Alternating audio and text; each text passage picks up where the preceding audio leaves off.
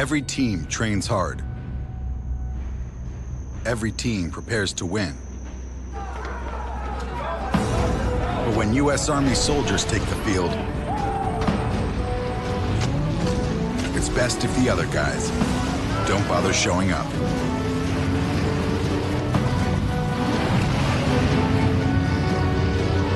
See if you have what it takes at goarmy.com/team. One thing about Kern Schools is you get to do your banking your way. I'm a traditional banker. I still like writing checks and visiting my branch. As a millennial, for me, it's all about the mobile. And I'm somewhere in between. I still do everything online or through an ATM. So no matter how you do your banking, Kern Schools is always there. That's why we're the #1 financial institution in all of Kern County. Take advantage of our low mortgage rates, including 60-day rate lock and no cost to you. Purchase or refinance your home today. Kern Schools, together we have something special.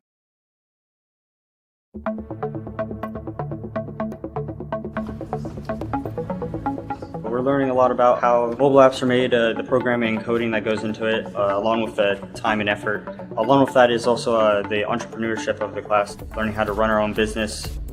We're also learning basic marketing skills, people skills, graphic design, and social media marketing so that they can freelance, they can work on their own, they can apply for a job, they can go to BC or Cal State or any other university who offers programs that are specific within the mobile app development concentration or business concentration.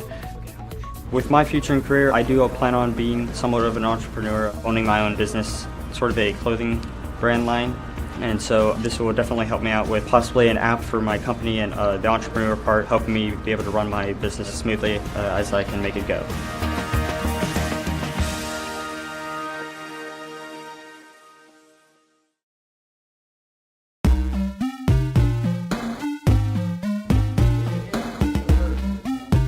Right now we're learning the different roles, what a game designer is, what they do, and how video games are made and how to deconstruct them.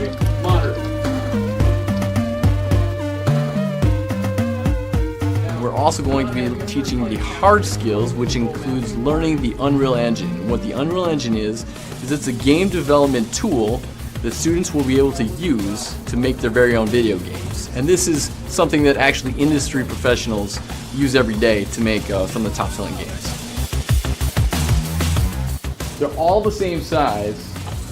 You're all on the same plane. There's no undulating terrain or anything like that. Our instructor, he's really amazing. He encourages everybody. He's really fun and he makes learning fun. So they've got top-of-the-line computers here and they're set up to excel.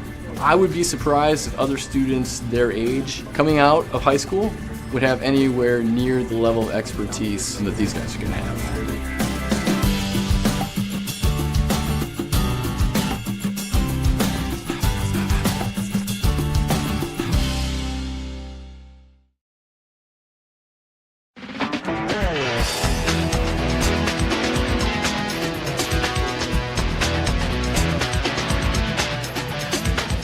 This is where we're going to train the kids to actually get jobs in the industry. We're going to give them the basic tools that they need, also the skills that they need to understand where they fit into the industry. All the animated things, because we have everything that we need in the scenes. They are learning the principles of animation, Photoshop. They're learning how to animate in 2D and 3D. And when you swap to that shape, then you're just going to drag these over here. The storyboard aspect of creating basically the skeleton of the story, and then just sort of directing people on my vision of what I want in the story. And it's also giving me the advantage of Mr. Pollard, since he's worked at so many companies, being able to put it in my resume and be like, this is the art direction I've received.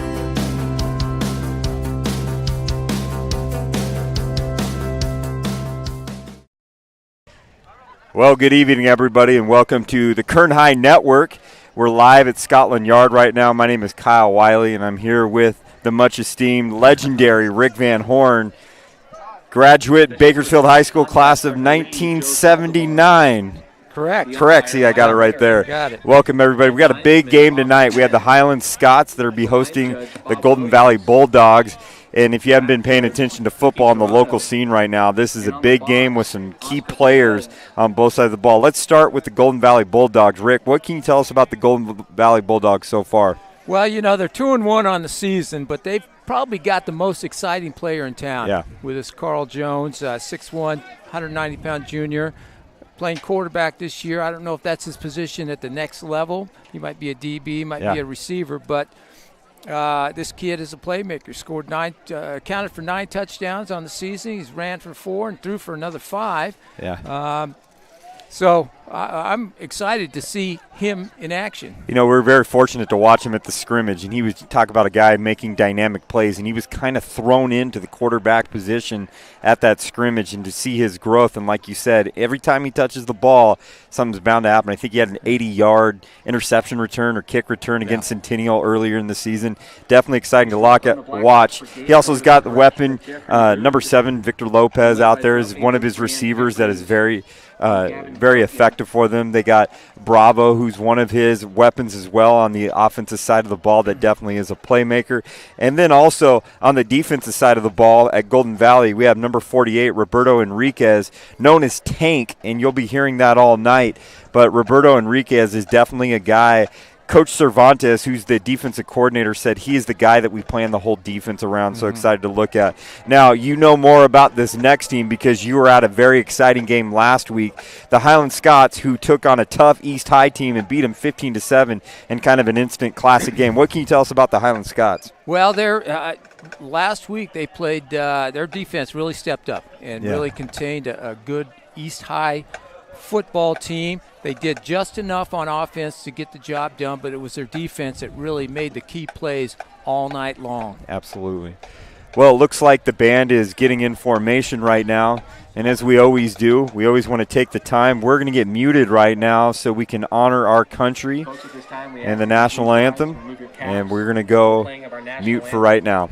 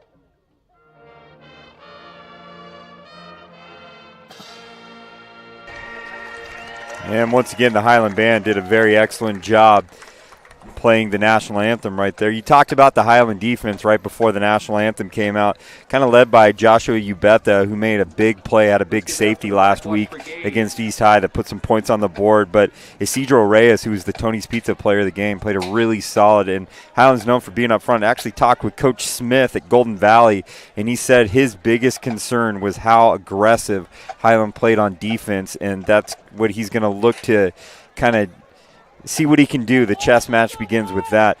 I'd like to thank our sponsors tonight before we get started. 2 big sponsors that have helped us out this year, get the Kern High Network really going where it needs to go, is the United States Army. They've really pitched in. They've been coming to campuses, having push-up contests, things like that as well. And as well, we have Kern Schools Federal Credit Union. Definitely has been doing their part since day one, helping us out. We're live at Scotland Yard, KernHighNetwork.com. Highlights and replays on Twitter at KHSD Athletics. The captains are lining up right now. We have number 8, Cade Sakamoto, number 24, Cole Johnson, number 28, Matthew Miranda, and number 15, Marquis Lewis, who I've heard is a pretty dynamic player himself after last week and what the coaching staff are talking about. He had a very good game last year carrying the ball. Yeah. And it looks like for Golden Valley, the captains are going to be number 3, people have been calling him that dude, Carl Jones, is definitely been making noise all over Kern County this year. And it looks like it's going to be number 21, Donovan Bravo. Watch out for Bravo. Definitely does a lot of things to help show off that Golden Valley speed. Number 48, call him Tank, Roberto Enriquez. Right out there is the captain on the defensive side, is a load on the offensive side as well, plays a little bit of fullback. And we have number 56, Fernando Medina, who's the senior right guard, who definitely has been around for a while. He's kind of that core group of linemen, talking to the line coach early on. Exciting next week. I know Mr. Van Horn's very excited. Next week, we have the grand opening of Griffith Stadium, BHS hosting Ridgeview.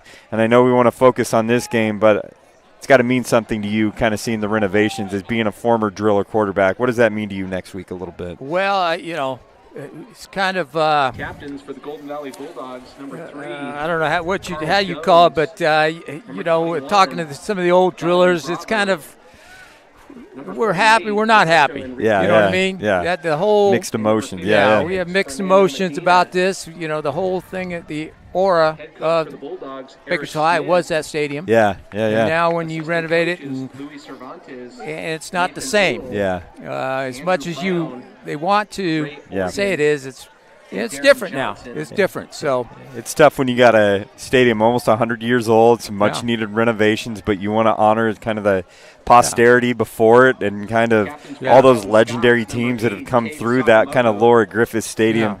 I agree with you, but we are excited to cover it. There's going to be a packed house with there going against Ridgeview, but nonetheless, we're getting started for this Highland game against Golden Valley. I think Golden Valley woke everyone up week 1 with a 55-0 defeat of Taft, which we're like, well, someone's got to pay attention to these guys, and then they turned around and played a tough Centennial team, played them tough, actually hung in there a little bit. Some plays may not have gone their way, but that's what happens when you start to play those Division I teams. And then last week they played a tight game with Shafter in the first half, but then in the second half they kind of pulled away, started to show off some of that speed. Highland Scots 3-0. Big things are happening right here, and it seems like Highland Scott, the more they win, the more teams are going to be gunning after him to be that first team that beats them. Yeah, they got over their big hurdle last week, beating East High. Golden Valley, Independence, and South are still coming up, and so they got a good chance if they played like they did last week and looked like they were gelling as a team. Yeah. I think Golden Valley is still in the process of finding what their personality is. Is it all Carl Jones? Do they have other playmakers? Can they run the ball? So we'll see. And I agree with you wholeheartedly. Are the Victor Lopez's, the Ronnie Simrels, the Donovan Bravos, Donnie Bravos, are they going to step up into this game and really kind of, because that Highland's going to try, if we look at their defense last week, they're going to try and load up the box, Highland is, and to blitz and see if Carl Jones could beat him in the air, because they don't want him to beat him with his legs, that's for sure. And the kickoff gets going right now, and it looks like it is number 2. Kicking off for the Bulldogs, number 7. Actually, number 7, Victor Lopez, their receiver. And deep to return, we got number 15, Marquis Lewis. And it looks like it's Matthew Esparza that is back deep as well for the Highland Scots. Here we go. Beautiful, beautiful day. It is 7:32 on Fair Week right now. And Lopez gets the kick off. And it looks like it's going to go deep into the Scotland end zone, and that's where the Scots will pick up at the 20. The kick goes out of the end zone. Well, last week Highland did a good job using a 2-platoon quarterback system. You read my mind. I was just going to ask you about it. Started last game, and Sakamoto would come in and spell him, and it's a little different offense when Sakamoto comes in. He's more of a Tebow type type player. Arambio comes out. Got one back set, 2x2 going on here. Got a little bit of motion right here. And kind of coming to that, Arambio gets rid of the ball quickly. Looks to be about a 4 or 5 yard gain. It's going to set up about second and medium for the Highland Scots. How interesting do you see it? 2 quarterback system, both of them being lefties. I love it. Lefty myself, former lefty quarterback. Going 3-by-1 right now. Rambulo hustles up to the offense, kind of going to no huddle. And, of course, what they kind of do sometimes with these no huddle offense, try to draw them off sides to get the first down. And it looks like it'll be enough for a Scotland first down as encroachment is called on a wide variety of Golden Valley Bulldogs. Now, you're going to see this all through the game. They did a good job last year. They probably got 20 or last week against East. They got about 20, 25 yards worth of free offense. Yeah. But they did it in key situations. Absolutely. Once again, coming about in this 3-by-1 right here. Rambulo trying to do the quick game right here. The ball is fumbled up a little bit by Noah Ramirez, and it looks to be incomplete, setting up 2nd and 10. And what we're going to see probably a lot in these quick games is a lot of screens, a lot of quick hitters and all that stuff. Talked to Coach Gutierrez before, kind of on the game plan for him is these man beaters, he likes to call them, as they get out there, because it looks like Golden Valley's coming out in this man defense. No safety over the top. See what they're going to do with that. Kind of a safety kind of staggered a little bit. 3-by-1 again. Rambulo hands the ball up to Esparza, and Esparza is met quickly. Doesn't go down easily. Probably gets about a yard, setting up 3rd and 9. Well, they've got Noah Ramirez out here, and he's their deep threat. He's their skilled guy. He's their best corner. They've got him out here isolated, so they're going to hitch, and you're going to see a hitch and go here pretty soon. Yeah. Especially with no safety help. Rambulo gets back, 2-by-2 set right here. No safety help right out there. Carl Jones kind of playing off a little bit right here. Got a deep middle right in the hands of Carl Jones. I don't think he saw where the ball was coming right there. And Rambulo completely overshoots what's going on right there as well. Should be 4th down. The sticks say a little bit different, but it is 4th and about 9.5. Call it 4th and 10. And it looks like the Highland Scots are in punt formation right now. See what they're going to do. That should have been an interception. That could have been scary right there. You can't drop those. When they hit your hands, that's like a drop pass on offense. You can't drop interceptions like that. And especially when it's in that dude's hand. We call him Carl Jones when it's in his hands. He does a lot of things out there. Big pursuit. There is contact, and the flag is thrown, but there was a flag thrown earlier. This is going to probably be a roughing the kicker, but we got to see the first flag that's at about the 38-yard line. Try and get this sorted out. Another late flag gets thrown as well, so we got penalty. We got all kinds of laundry all over the field. Let's see what the penalty is going to be.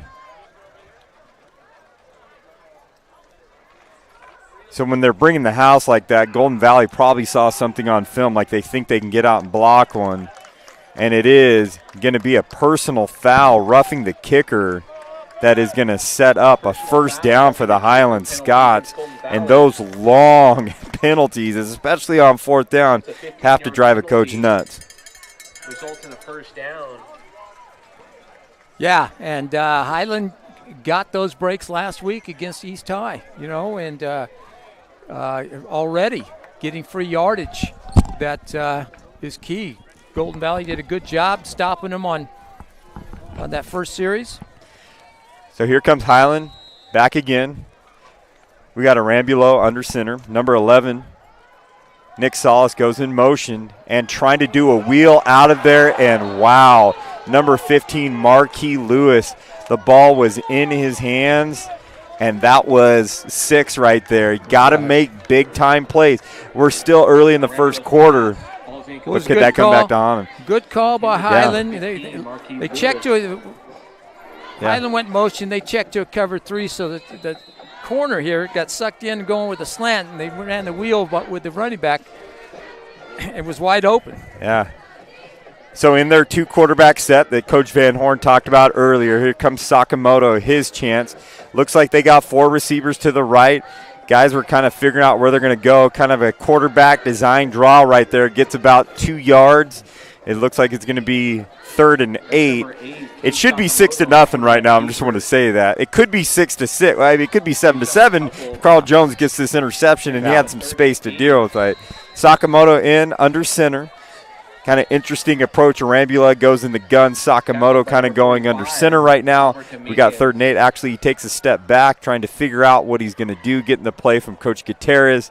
Interesting step for off to the right. And once again, got to drive a coach absolutely insane. You got 3rd and long, and Ishmael Mendoza-Diaz jumps offsides, gets that encroachment penalty, and now it sets up 3rd and short. Is this 4-down territory? Is it too early right now? What would you say as a coach right in this situation right here? I would wait. I'd still put the ball if they don't do anything here. But 3rd and short. So now it's going to do a 2-back set right here. 2 receivers off to the right. Sakamoto looks around, can't really find anything. He definitely is a playmaker. You call them that Tebow type, but it looks like he gets about a half a yard. And we have a decision time early in this game with 9:35 left in the first quarter. This is a opportunity right here. Now you may see Highland try to draw Golden Valley off, and if they don't, they might end up punting. Hey, they've already pulled them off twice. See if they can do it again. We've got to see the discipline of a Golden Valley team right here. See what they can do. Coach Gutierrez calling in the signals to Sakamoto on that Valley Championship baseball team that Highland won this past spring. Sakamoto actually gets the ball, drops back, looking around, trying to find someone open, and stepping right in front of it. And once again, these plays going on there, it looks like Donovan Valdivinos almost had an interception. But even though it's a turnover on downs, he had a ton of yard to deal with right there. They got to make those plays. That's 2 dropped interceptions in the first 4 minutes by Golden Valley. Donovan Valdivinos. And we come out and we get our first taste of this Bulldog offense right here. And once again, I think everyone in Kern County who's watching this game tonight, all eyes are going to be on Carl Jones. Like I said, we had the very privilege of seeing him at the scrimmage, and talk about a playmaker who maybe not the most polished quarterback, but he plays catch with his receivers. New offense for Coach Smith, if you haven't looked at it, is now going under center, no more 2x2. He's kind of going over center, got a little wing right next to him, and kind of going underneath. Hands the ball off to number 24, and that is Cedric Kim, who gets a large gain for the Golden Valley Bulldogs. And that is definitely one that we can probably see on Twitter in our replays at KHSD Athletics, but that is enough for a Bulldog first down. And right off the bat, they are moving. And hopefully it's a play like that that probably get them going, sparked a little bit, because they've dropped some huge interceptions that were big plays that they needed. Sure. Now he switched this. It's similar to the flex bone there. You see you got a tight fullback there. You got 2 wings, and that might be a great system for Carl Jones and his set of skills. Absolutely. And I like how you said that, not only for Carl Jones, but for Golden Valley and stuff. Sometimes you got to play to your personnel that you have right here. So here goes Carl Jones going under center. Got Tank right behind him, who is a load. You got to watch out for him. Gets out there. Carl Jones gets back there, does a little razzle-dazzle, and he is the real deal right here. Gets about an 8-yard gain and sets up 2nd and short. And when you have a dynamic playmaker like that, you can do a lot of things. And it looks like he kind of stumbled out of that snap right there, and he's kind of dodging around, but he's so athletic that he can make things up on the go. Yeah, well, this is going to test Highland's defense. Last week, East didn't have that quick outside threat. Now that this week, Golden Valley does. So they've got to do a good job. And you see they're running a 4-man front now, opposed to last week they ran a lot of 3-man front. And giving Highland a taste of their own medicine, kind of having the play count go on 2. Carl Jones, hopefully, looks like it's going to be encroachment. It's going to be a first down for Golden Valley. I actually talked with Coach Gutierrez before the game, and the big concern obviously is Carl Jones. How do you deal with that? And he's talking about, we want to prevent the edge, but same time you prevent the edge, do you give up stuff inside? First play goes inside, goes out there, then they try to get inside, then he goes to the edge. So dynamic athlete right here. Quick little bubble screen, almost like a lateral, but waiting for, it looks like it's going to be an incomplete pass, and that was a play designed for Donnie Bravo, who's that other weapon for Golden Valley. Just a little quick game going out there right there as well.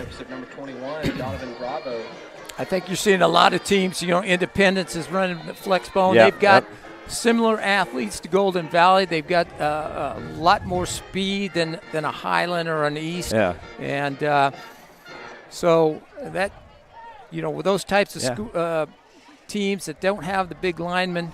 Get the ball out quick, little quick game going on there. You don't have time to get back in a drop or anything. Kind of a sally underneath, kind of a counter with an over-pursuing offense that goes back underneath. It gets about a yard for Golden Valley, but it almost had it almost broke right there. You saw a defense, an aggressive defense over-pursue, and sometimes we run those counter plays underneath. You can catch him napping. If he gets through that wave, he had green grass ahead of him. And this is a Golden Valley team that's averaging 33 points a game in the first 3 games. So Coach Smith has always done a good job on offense. 3rd and 9 for the Golden Valley Bulldogs. Once again, Carl Jones under center. Quick game. Passes out to Simrel. And there is no call right now, and the refs are letting this play on. It looks to be a backwards lateral, and I think they are going to give the ball back to Highland right now. It did look like it went behind right there, and it is a turnover for Golden Valley. And you talk about just a momentum stopper. They had all the momentum going one way, and then they turn around, turn the ball over right there on a lateral. Number 28, Matthew Miranda. Very tough from our angle to see if it was a lateral or not, but it was close. It was close. I think that call could go either way. First down for the Highland Scots as they come back. Arambulo back in the game for the Highland Scots in this 2 platoon that we see right here. Just got an update. BHS is down to Valencia 14-7 in the first quarter. Here's Arambulo going right here. And once again, going back to that quick game, going to a receiver that he's kind of looking right there, Noah Ramirez. Being a former lefty quarterback, you get a little tunnel vision sometime looking to the left right there. But he's trying to find Noah Ramirez a few times. You did say he was the big play guy that the offense looks to go to. Yeah, so he's their deep threat. You know, that's almost a side adjustment. So if that corner's off, they're just going to hit that 5-yard hitch no matter what play they have called. And they come out in the cover one again. Here comes Arambulo just putting the ball up there. And once again, back to his guy. But you know what? Not bad little defense that we see right here by number 28, and that's Adrian Hodges, who's stepping up and playing good little defense, had good coverage, found the ball, did everything in. A little bit better ball right there. Put that more to the sidelines as a quarterback going on right there. Noah's got to do a little better job giving him some room to drop that ball in. Arambulo back in the gun, 2-by-2, got one back in the backfield, 3rd and about 4 yards. Receiver in motion right now. Arambulo hands the ball up to one of their playmakers, number 15, Marquis Lewis. Almost no gain right there, and it looks to be 4th down. Coach Cervantes, the longtime D coordinator, Golden Valley, always has a good game plan coming out there right there. Well, he should. He was one of our guys at way BHS, back in the day. One of the drillers, yeah. Now, I'm very impressed so far in these first 2 series with the defensive front of Golden Valley. Yeah. Lining up in punt formation. Back deep, number 21, Donovan Bravo. And Donnie Bravo's back there. Already a flag that is on there. Donnie Bravo shakes a little bit, and he's trying to get out there. I think they've got 12 guys on the field, Golden Valley. Wow, 12 men on the field. And if that's 12 men on the field, that could be enough for a first down. Talk about some costly penalties on special teams. We don't really see that, but the last time we had a roughing the kicker, and if this is 12 men on the field right here, this is now going to turn into another first down for the Highland Scots. That's number 17, Zeke Armijo on the tackle.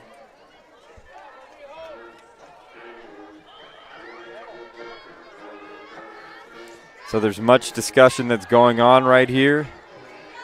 And we wait to see what the play is going to be. And you are right, 12 men on the field. And talk about frustrating a coach is when you get all of these special teams penalties that turn into first downs, momentum killers, because they're moving the ball on offense, but you got to give them a chance. Highland stayed on, kept this defense out there for a long time. So here we go, first down for the Highland Scots, 3-by-1. Arambulo back out there for the Highland Scots. Coming in motion is his favorite target. Right here, number 2, that is Noah Ramirez. And he kind of gets a little end around on the fly sweep. Popped out of bounds at about a 9-yard gain. And that's Carl Jones making the play, kind of celebrating. They're actually going to give him the first down, it looks like. And first down for the Highland Scots. Good chunk of yardage. The Golden Valley cornerback let the guy get outside, lost contain. We used to call that a Peralta technique where you got to squeeze the edge. Rambulo back right here, finds the underneath crosser to number 11, Nick Salas, who's quickly wrestled down. But after a nice solid gain, 8 yards. No, we're going to give that 5-6 yards. 6 yards right there. Nick Salas, another baseball name on that Valley Championship Highland Scots team. Won their first Valley Championship in baseball. Here come Highland Scots, about 2nd and 4. 2-by-1 right here. And gives it off to Lewis, who gets around the corner, and it appears to be enough for a first down. A lot of hitting that's going on right now, but Highland has found a little bit of a groove. They're finding it with Arambulo right now. You know, if you're Coach Gutierrez, you can't feel comfortable with a 7-point lead against playmakers on the other side that Golden Valley has. You know, and you're always one play. Golden Valley's always one play away from the big play of scoring. Yeah, because they have the players to do that. You're absolutely right, Coach. So here we are, first down for the Scots. Rambulo gets back, kind of a play he's been doing all night, doing that quick hitch to his favorite target, Noah Ramirez, but the ball sails out of bounds, setting up 2nd and long. And as you talked about this early on, there's probably a hitch and go in the works right here. Want to see if this corner is going to fall asleep at one point or another. But Rambulo's got to do a better job. He's got to complete that. That's basic high school football. And the ball's on the ground, and Arambulo drops it. Poor exchange from the quarterback to the center. We saw that last week at the Arvin game. Arvin Miramonte are at is that exchange, that timing between the center and the quarterback so vital and essential. Mark Cisneros in on that play to stop Arambulo from going anywhere. We got about 3rd and 15. And Arambulo out there, 3 receivers to the right, 1 running back to the right. Once again, that quarterback center exchange, and he throws the ball, and there is no receiver anywhere in sight. It looks like the officials are going to discuss this, and they don't see anyone over there, and they're still kind of discussing where they're at. He just kind of threw it to no man's land, and they're trying to see who that is, and the flag does come out right now. The receiver that it was designed for actually ran in the flat, so maybe it was a choice route gone wrong. I don't know what's going on there, but once again, penalties are killing these teams, these drives. Intentional grounding penalty against that might have been a sweep to the right there, and he double handled it there and just ended up throwing it away. That might have been a play that they declined, bring it up 4th down. Well, they lose the down anyway on that. They lose the down. Yeah. Here we go, 4th and extremely long, 4th and about 22, 23 for Highland. We're at the Kern High Network. This is Kyle Wiley with Rick Van Horn. And we also got Todd Bentley on the production side that's making everything go. And we got our man Julian Wilson on the camera. And the low punt coming out right now from the Highland Scots. Got a lot of Golden Valley Bulldogs by it. One thing that absolutely drives me nuts as a former coach and you nuts as a former coach is number 21, Donnie Bravo, standing about 6 inches from the football just watching it. Football is not round like a basketball. It jumps and goes all over the place, and it could hit him, and that could get back, especially with the way the luck's been going right now. So it's, we saw that early. We've got to tighten down the discipline, and you got guys jumping off sides, and then you get a ranchero doing that kind of stuff. It's when I was in high school, they said, Peter, Peter, Peter, and we all ran to the sidelines because we didn't run to the sidelines. We were going to be running to practice, so we were trying to get away from that thing. Nonetheless, Golden Valley first down on the 10-yard line. They got 90 yards to go, but they got that dude, Carl Jones, at quarterback, goes under center right now. Takes a step back, gives a quick little handoff to number 24, Cedric Kim. Actually, I think may lose a yard, setting up about 2nd and 11 for the Golden Valley Bulldogs. Well, you can see they're kind of, I don't know how long they've been doing this flex bone. It, kind of looks like they're pretty basic out of this. So This year I talked to Coach Smith at the scrim. He said this is the first year they're implementing the flex bone going in there. Mm-hmm. Historically, they're usually a gun team, 2x2, 3x1 type sets with some spread looks. But now with this flex bone, he said we're just trying to get something going right now. Yes, and we may see that later on if this flex bone doesn't get it going. Carl Jones back to pass right now, showing off his passing skills, kind of zeroing in on his favorite target, which is number 7, Victor Lopez. Has some things, has a good arm, but we see right here the footwork, not very polished right now, but especially if he's going all spring and all summer at receiver or at some running back type position, then all of a sudden in August, he's now the guy. He didn't have time to work on that skill set. Sure. The good thing about it is he gives Coach Smith a lot of variety options, of packages that he can run with Carl Jones. 3rd and 11, Carl Jones drops back, and that Highland swarming defense, and we talked about this guy last week, number 79, Isidro Reyes, and his helmet comes off right now, but he is excited as he's coming to the sideline right now. Isidro Reyes had a heck of a game last week up front, and unanimous from you guys that said that he is the guy that was the difference maker in that game. He had some help, and Ubeda there, number 52, helped him there. Another energy guy. Number 79, Isidro who was a guy who was big on defense last week, too. So here we go. We got about 3 minutes and 18 seconds, and it's ticking down in the first quarter, 0-0 of this great game. And Carl Jones lining up, and it's blocked out of bounds right now, and it is a safety.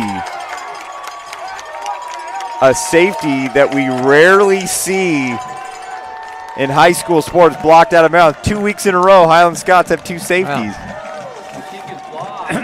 One of the things there, as you saw, I think it was Jones was the punter.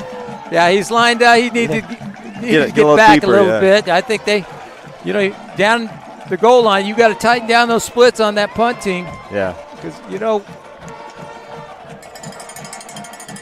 big mistakes on Golden Valley special teams already, and we're not even out of the first quarter. And Coach, you nailed on it. Being a former coach to look at is the discipline end. Really tightening up on the small things. Being a former coach, we all know this, that kids dreaded the special teams practice that goes on there, but we have seen 2 special teams penalties, and we've seen a special teams blunder right here that if they tighten those up in practice, they hopefully don't have them, and it's a 2-0 game right now. No, this is not the Golden Valley Highland baseball team playing right now. It is 2-0 with 3 minutes and 9 seconds left in the first quarter of this Kern High Network live stream, live broadcast game of the week. We had another big game going on across town. Is West High and Stockdale. I'm trying to see if there's a score on there, and it looks like Stockdale is up. Is that 14-7 right now? It appears to be a great game that's going on right over there. Jalen Smith, talk about a dynamic athlete that people have been talking about. He's kind of bringing over his baseball flavor and that baseball arm over there for Stockdale. Back to punt number 7, Victor Lopez. And he kicks it deep right here. Going to give Lewis a chance. Oh, it's Lewis. It's Esparza. Looks like Esparza is going to pick the ball up. Going to try and make something happen. Pardon me. Ooh.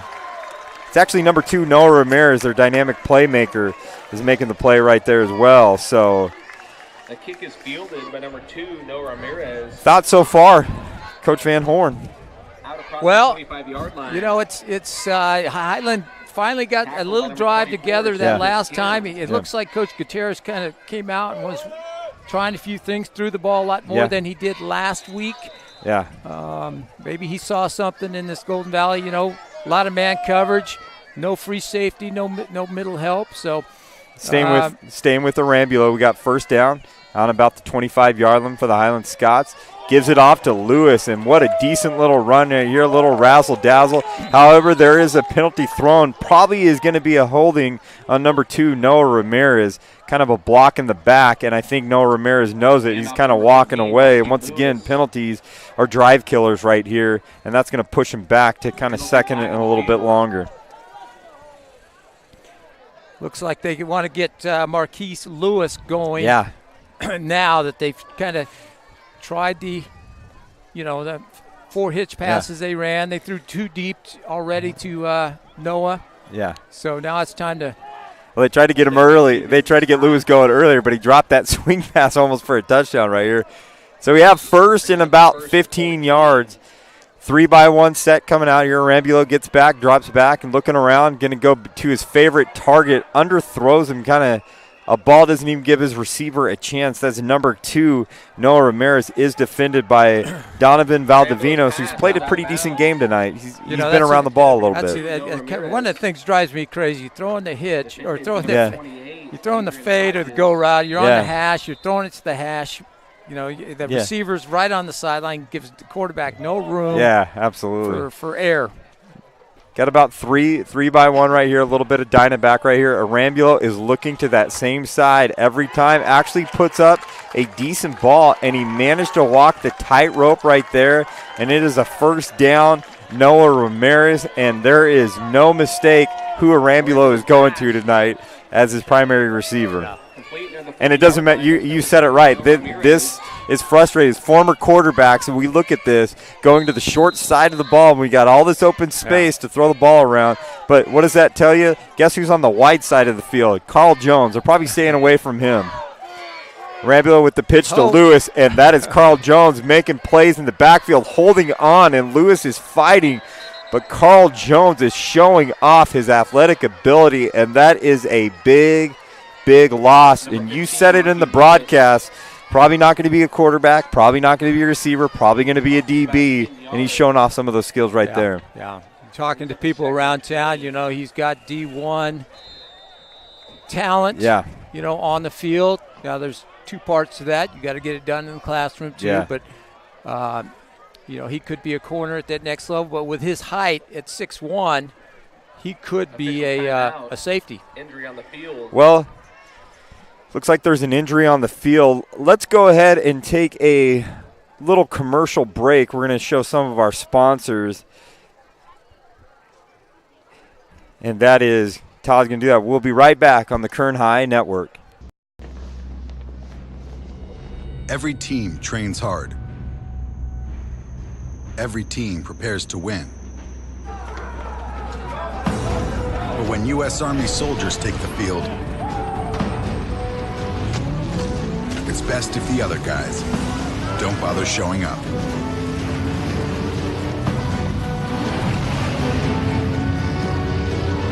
See if you have what it takes at goarmy.com/team.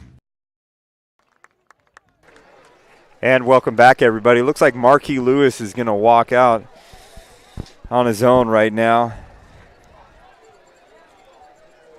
Trying to see the extent of his injury. The guy that you just talked about, Coach Van Horn, the guy that Gutierrez wants to get involved, and we see a conscious effort of him doing that, is coming off to the sidelines. Next guy up, Matt Esparza, is in the backfield. Got a little bit more room. I think they're going to go right to Esparza, right around to the left, coming up and making a play. And a guy that's had work all night, number 28, Adrian Hodges. He's had to guard Noah Ramirez. And then he steps up and makes a great play right here in the open field. Yeah. What are the 2 toughest things in sports? Hitting a baseball and then open field tackling. And this is one of the things he steps up and does. Yeah. They saw something that they wanted to attack. 3rd and really long, and here comes Arambulo trying to find a little bit, get some of that yardage back in a swarm of Golden Valley Bulldogs. Looks like it's Matthew Miranda, number 28, trying to make out the number so we have accuracy on there. Number 28, Miranda with the catch, gets some yardage back, but it's still 4th and long. Penalties are killing both of these teams tonight. It is, and this is the big injury for Highland if Marquis Lewis is not able to go the rest of the game. He's laying right now on the training table right here. The ball is off, and number 21, Donnie Bravo. Got to credit the kid for trying to make plays, but when they're around you like that, ball security. Don't go anywhere. Fair catch it. Kids got to learn that. They want the big, John Madden punt returns, you know what I mean? The good thing about it is, and it drives high school coaches crazy, is letting that ball bounce on punt returns. That's my pet peeve. Catch the ball, fair catch it, whatever it is. Do not lose that yardage on the bounce. But having a kid understand where he's at, I mean, 37-yard line, getting that is good field position right there. So not backed up. Nonetheless, we got 1:12 left in the first quarter of this Golden Valley game. Really good game going on right here. Carl Jones under center again. See how they get started, and it is just a designed quarterback run that looks like it stopped for about a 5-yard loss. Yeah, they they broke the flex bone. They had a double set here. That flex bone really works. You got to have that timing and that motion. Yeah. And you got to be able to ride that fullback and then carry out that stuff to keep that defense in place. But, you may see them go to that back to the spread. Spread it out. Give Carl some space. Now to work. Here we go, 2nd and long. Carl Jones back under center, trying to see what he's going. Looks at his wristband to see what he can do. And here we go, that aggressive Highland defense, Donnie Bravo. And Coach Smith is dedicated to kind of that counter. We call it Sally in some of those to kind of come underneath right there. I guess the idea is that if you get past that wave, there's open grass. But I've said that a few times now, but they're making tackles. And they're stopping it 3rd and long for the Golden Valley Bulldogs. Yeah. Tackled by number 5, Eduardo Salinas. And that is quarter right there. We're going to stay right here, give you some scores. Right now, it's not looking very good. Valencia is up 42-7 over BHS. I bet BHS is ready for this. 3 straight games that they've had been kind of tough. The Stockdale Mustangs lead West 14-7 in our other game of the week to look at on the Kern High Network. Trying to get this Centennial's up 14, trying to see what Clovis is at right now. We're going to figure out what that is and get that going. Let's see if I can pull up a score right here. Todd's multi-talented tonight. Liberty and Ridgeview are still scoreless. We're looking at that right now. Definitely a game to look at as we kind of go through here. And the other game that we want to look at, BCHS leads Wasco 7-6 right now. I thought I just got into the first quarter. Garces 9, Edison 0. Wow. Decent games going on. A lot of games going on. The other big game we're keeping an eye on in the Valley here is Central, the number 1 team in the Valley, is at De La Salle tonight. Wow, that's a big game. And I'm going to tell you this, we did volleyball last night, and the talk in volleyball is Central Volleyball. The talk in football is Central Football. And when you beat a Liberty High School team 31-3 and then turn around and beat a Ridgeview team 56-3, you're pretty good. Start of the second quarter, Carl Jones gets up there, fakes a little option, finds a seam, and this could be a big play, and it is enough for a Bulldog first down. Found that space, a little bit of wiggle, a little bit of misdirection. I like what Coach Smith is doing. Give a different look that he hasn't shown, kind of a little option look. Gives his guy some space. It is. Yeah, he doesn't need a whole lot of room. This is a series that has been won by Golden Valley the last 4 years. Yeah. So they're trying to make it 5 in a row. And, of course, Highland wants to put together back-to-back pretty good seasons last year and then a good start this year, and they want to continue that. First down at the 49-yard line. Carl Jones back, hands it off to a name we haven't really talked about a whole lot, Ronnie Simrell.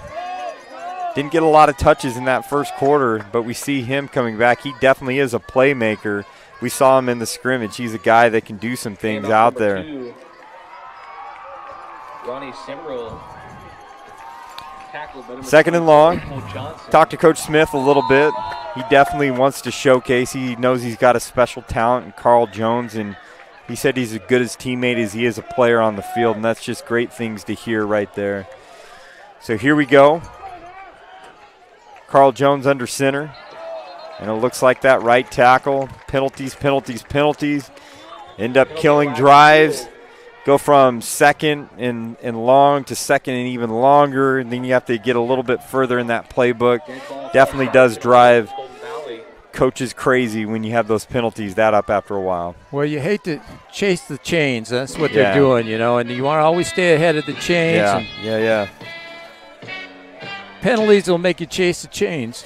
So curious to see. Victor Lopez hasn't got a lot of touches. See if they're going to pass the ball. Second and long right here. Very aggressive defense. A quick little hitch out to Victor Lopez. He is the guy that he wants to go to. Makes it third and manageable, even if it's 3rd and 9 right now. Victor Lopez, very sure-handed. We saw him do some work, like I said, in the scrimmage earlier on that we looked at, but he's had a number of touchdowns this year for the Golden Valley Bulldogs. And we'll see where they go. Smith gives the play into Carl Jones, 3rd and about 8, we'll call it. Highland doing a good job bouncing up and down. There are 24 Cole Johnsons moving around, coming inside, outside. Here goes Carl Jones right here. Has a chance, sure-handed right here. Victor Lopez with the catch, and he gets tackled shoestring by number 3, Matt Esparza. But you talk about trickeration right there with someone's eyes right there. I thought he's going to the flat right here, and he's got Victor Lopez leaking all the way down the field in a vertical. And made a nice throw. Yeah. So the raw ability of Carl Jones getting in there. Let's see if you talked about this earlier. There's a big difference between 3 and 7 to add up. You want to get those touchdowns more often than not. Yeah. Rick Van Horn with us tonight. I'm Kyle Wiley. Got Todd Bentley doing the production, getting the replays. And Julian Wilson, the guy that does a lot for us to help us out at the Kern High Network. Carl Jones under center, 1st and goal, trying to get that load in there. And you're seeing that a big push, not completely, so it's still going to be 2nd and goal for the Golden Valley Bulldogs. Well, they definitely, like you said, they want to get 6 out of this and not a field goal, because the way their special teams are playing, that's no guarantee, even on the 3-yard line. And we'll talk about duration of special teams practice, but here we go, getting out of that 3-by-1, typical Smith that we've seen in the past, just to hand the ball off, and the load is going. Hands are getting thrown up by Golden Valley players. No whistles still, and they're still trying to figure out what's going on, and they're going to call it short. I didn't hear many whistles. Did you guys hear any whistles out there? I didn't hear any whistles, and if they're not going to blow the whistle, then that was a touchdown. Yeah. Short of the goal line. Wow. You're going to get somebody hurt out there. Absolutely. Because what as a coach do you tell your players at practice? Play to the what? Whistle. Play to the whistle. And if you don't hear the whistle going on, I think they're going to go back to this dive. I think this is going to be 2-man territory. They may give it to Jones to see what he can do. And just like that, the man of the hour that we've been talking about all night, Carl Jones, with a little QB sneak, little razzle-dazzle. I don't know if I could have done that on the one like there. I'd be back 5 yards, but nonetheless, Golden Valley gets on the board for the first time tonight, and it's 6-3 with 8:42 left in the second quarter of this game. Coach Smith is probably kicking himself. I should have just did that on 1st down and we settled this whole thing, because when you're down there, you want to give the ball to your money man, and your money man is Carl Jones. So let him do it. And you like his approach, kind of go back to his 3-by-1, and you talked about this all night.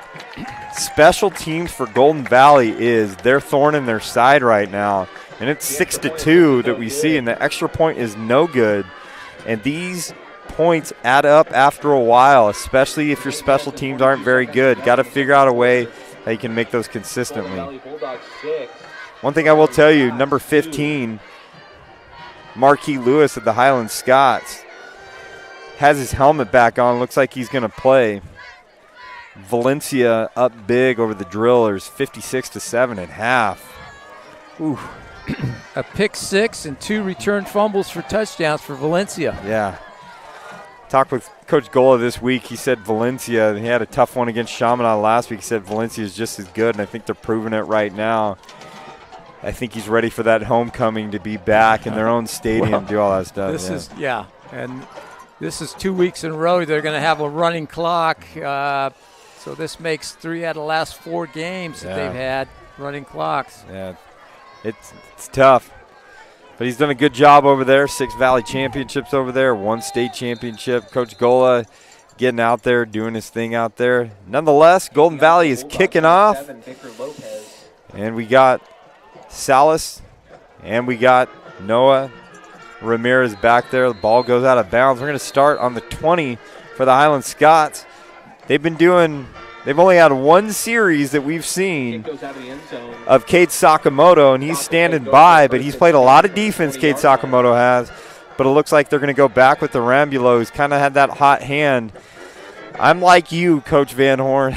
Let's try and stay away from that short side, that's going on there, short side of the field. But nonetheless, he probably sees something that we may not be seeing, mismatches, all that stuff too as well. Arambulo comes out 3-by-1, first down for the Highland Scots. And the lefty rolls out to his right and overshoots Salas right here. And it's going to be second down. Oh, step throwing against your body right there, huh? Yeah, Arambulo doesn't look like he's a great passer. Yeah. You could see some of the stuff, he's 1 for 4 on the fades over here. Yeah. And had some trouble even throwing the 5-yard hitch. So. Yeah. Looks like it's Liberty 7, Ridgeview 0 right now. And that quick little hitch that goes out there, Rambulo gets it to number 21, Louis Salas. Wonder if there is a relation with Nick Salas. But it's going to be about 3rd and, would you say, about 6 right there? Coach, can you get a good look at that? About 3rd and 6? Going to go a long 5 there, Yeah. And nonetheless, these 3rd downs, Highland's critical for a team that is up pace like that. They got to get these 3rd downs, because if they don't, then the drive just stops. It was 9:30, so we have Ramirez up at top. See if Rambulo looks over there, hands the ball off, and nonetheless, no gain. And that is number 3, Matt Esparza on the carry. Sets up a 4th down, and that was a quick. I'm going to say this. It's tough when you are an up-tempo team and you want to go. If you get stopped on 3 downs, time of possession goes away. This is going to change Highland's philosophy a little bit without Marquise Lewis in there. You're not Esparza is a good change-up back, but you can't. Beautiful punt that goes all the way and takes a favorable punt. Bravo going after it. Don't know why, but once again, the attention to that. That is a beautiful punt, and that appears to be number 82, Steven Fuentes, with an absolute beauty that he got the punt off, and it rolled all the way out there. Down at the 15-yard line. Just said about a 60-yard punt. I'd like to recognize the U.S. Army, Kern Schools Federal Credit Union. They've done a great job for us all season, really spearheading and being huge financial sponsors for the Kern High Network. We also have Pav Solar and Raymond's Trophies and Tony's Pizza that have kicked in to really help get us going, all that as well. I'd like to thank Dr. Brian Schaefer, who's done an amazing job to give us good support here, Dr. Brenda Lewis, Dr. Dean McGee, and Stan Green, our fearless director of the Office of School Support Services, for really believing in what we're doing in the Kern High Network. First down for Golden Valley. Carl Jones back under center. See if he can make some plays like he did last time. Kind of the underneath sally to Simrel right here. And Golden Valley is committed to getting that counter underneath by an aggressive Highland defense, and it just is not working for them. They're getting tackled a lot tonight. Yeah, they're front line for Highlands getting a lot of penetration in there. Absolutely. And disrupting it's Golden Valley offense. It's those guys, Isidro Reyes, that's in there that we've seen him make play after play. You may see a matchup here. Matchup I like is 21 on 9, Sakamoto. Great ball to Victor Lopez, his favorite, but you talked about it. Carl Jones can throw the ball pretty decent and sets up 3rd and manageable for him. Talk about that matchup with Sakamoto. Yeah, Sakamoto's a safety. I don't think he's a kid that's real fleet, and you got 21 there who's help me out on that. 21 is Donnie Bravo, who's one of their Bravo, playmates. That's good, with no center field help. And you kind of got that shot. And you have Simrel right over here too, who's another one of his playmakers that's over the top. You see the matchup here. Nonetheless, they're they're looking. Sakamoto, who's covering a slot man with no safety help. Here comes Carl Jones back there on there, and he gets rid of the ball quick. And once again, it's just kind of that. He gets back there. He's kind of got that wind up like a pitcher that gets back in there. If he puts both hands on the ball, steps up in the pocket, he can make that throw right there. Yeah. And he's got the long strides that go in there. But once again, that's off-season stuff. That isn't like the week of stuff. Right. That's off-season stuff that he just wasn't doing because he wasn't planning on being the quarterback out there. 4th and short, and it looks like Golden Valley is going to be punting the ball. Carl Jones lining up in punt formation. It's always interesting we see Carl Jones as the punter. You can't always bet that he's going to punt. If he finds some space, he may get out there. And there goes Carl Jones right there, and we see that. He gets a little space, and you actually see Carl Jones looked off to the right to see where the first down was to make sure he had it. But it looked like Esparza was down here on our side, kind of fell asleep a little bit, got sucked inside. Carl Jones makes the first down. Yeah, that's being the best athlete on the field right there. I mean, that's making plays. Whether that was called, high school whether that was called yeah. from the sideline or not, that's just being better than everybody else. Being better than everyone, but also being headsy enough to recognize something out there sometimes. It sometimes helps out. Yeah. Nonetheless, it's a first down for Golden Valley on about the 33, 34-yard line. Carl Jones and the whole team going to that wristband approach. Kind of an element of this no-huddle hurry-up that goes on there. Man in motion. Carl Jones gets the ball, finds that little crease inside. Looks like kind of a drive play, that mid-drive, mid-line look that we're going to have right here. It's going to be about second we'll call it 7. Second and 7. Ubeda for Highland made a great play. Yeah. He didn't make that tackle. That's 6. Yeah. It's kind of what they call quarterback follow. Yeah. So he's going to make the fake to the fullback. Fullback's now going to be the lead blocker. Yeah. And Jones follows him up. Second and 7. Carl Jones back under center. And it appears could be encroachment, but we're going to see what it is on here, or it could be a false start. See, and nonetheless, it's going to be encroachment on Highland, and you're going to get that with an aggressive defense like that sometimes. Yeah, you are. One thing I don't, and you see Aaron Rodgers every week. Yeah. You know, he's a master of what? Drawing people offside, but getting that free play. Yeah. Now, I don't know why they don't let the play go and give. Take a shot down the field. Take a free play in high school, and you give that. They blow it dead right away. Yeah, you said it perfect. Aaron Rodgers is the master of taking a free play, and he doesn't just take a free play. He's launching it down the field, trying to get 6 right off the board. So that's a very short second down for Golden Valley. Here comes Carl Jones, and the inside handoff that hasn't worked all night, and they go back to it because you do that against an aggressive defense, and I can understand why Coach Smith wants to pop one of those. But nonetheless, it gets stopped, and it's 3rd and 5, 3rd and medium. You do it against an aggressive defense, but the play takes, if you notice, that play takes a little longer than normal. So it's allowed Highland to re-establish that line of scrimmage 2 yards deep. Yeah. 2 weeks in a row, we were seeing this Highland up front. They've been dominating guys in front of him. Carl Jones backs his ship right now, and he has a ball trying to find a guy. He got a decent little arm. To me on that, just play catch with him. Yeah. Don't try and fight. If he plays catch with him, he gives him at least a chance on something like that. Nonetheless, we got 4th and 5. Carl Jones, the punter out there. Sorry, Coach, go ahead. Oh, I was just going to say that's probably the guy I'm going to avoid in the Highland secondary is Noah Ramirez when I've got these two heavier-footed safeties that I can attack. He went speed on speed instead of speed on, not as fast. Yeah. So, nonetheless, Carl Jones back to punt. Let's see if he finds some space. He's trying to find some space right here. And the ball is getting kicked around a little bit. And it looks like it's going to stop dead on about the 27-yard line. 3 minutes and 50 seconds left to go in a I'll say this, maybe a quiet game. You know, maybe it's the fair or maybe it's whatever. It's definitely not the East Highland game, but it's a quiet play. Well, this is the, you know, coaching big games is easy because there's always that. Last week it was a lot of hoopla. It's the third game of the season. Now, the high school districts moved everything up, so now this originally, the fair game, we call this, was always the third week. Yeah, okay. And so it was always, you were going to have a minimal crowd because of the fair going on. It was very tough to get your players up for that game. And Rambulo comes out first down, and once again, almost nothing on the handoff.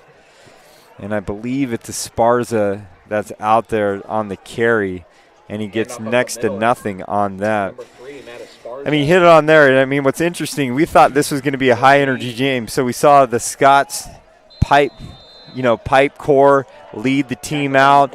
Got a little chippy before the game between Golden Valley and Highland, and it hasn't been very chippy. It's just been kind of a very kind of calm game to look at right there. Rambulo drops back, finds his receiver that he's been looking for all night, Noah Ramirez, and picks up enough to give it about 3rd and 3, 3rd and 4 territory that we're looking at. And once again, it's been about a minute that Highlands had the ball. They're already at 3rd down. They're hustling up to the line of scrimmage trying to get more yards. That is a philosophy of Coach Gutierrez, is to kind of go. You've got kind of a little triangle of receivers right over here. Got his boy up top, Noah Ramirez, and where is he going to go? And he's going to try and run that fade right there. A flag is thrown. Usually that is a PI when it's thrown out towards there. But the decision to go for that fade on 3rd and short, that's a tough one on the short side of the field. They've completed one of them. It's a very low percentage pass. But if you look at that, what do you have over here? You've got nobody in center field. You've got nothing but grass over here. Why not throw a post? We haven't seen that center of the field on both sides of the ball. We haven't seen that on there. So it looks like it's going to be pass interference.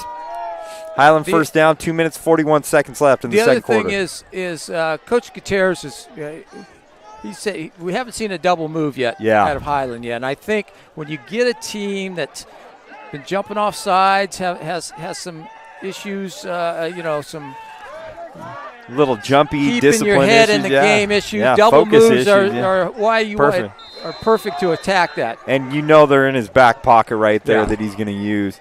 Sakamoto in now, and Sakamoto with the fake to Noah Ramirez. He's trying to get around to the edge, and he's able to get maybe 2 or 3 yards, setting up 2nd and that's number 8, Kate Sakamoto, on the quarterback keeper. 2nd and 7, 2nd and 8. Picks up 3 yards.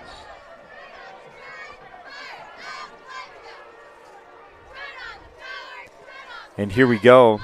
The Highland Scots back out there. Kate Sakamoto now at quarterback. Let's see what they're going to do as the time is ticking, 2:09 and ticking, and Sakamoto gets rid of the ball. Matt Esparza with an impressive catch. That is a great catch right there. And it's going to be first down for the Highland Scots with about 2 minutes and 2 seconds left. Clock is stopped right now as the first down and the chains get adjusted. But if Highland could score right before the half, go up 9-6, definitely be interesting to see how they approach.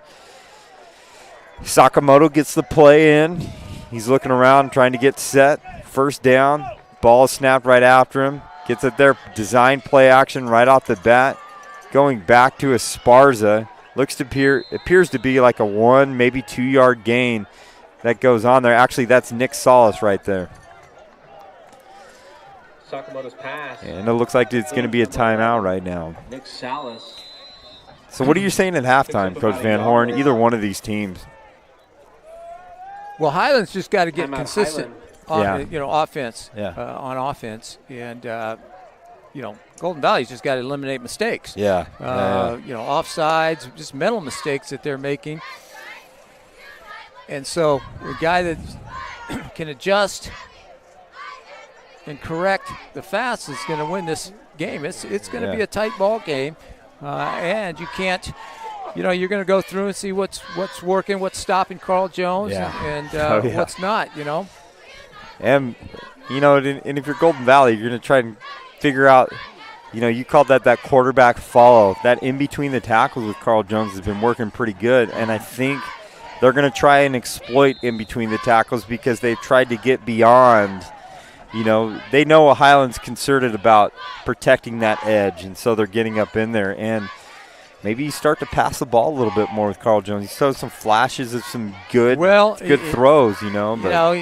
he throws he can throw a deep ball, long. Didn't throw it great, so.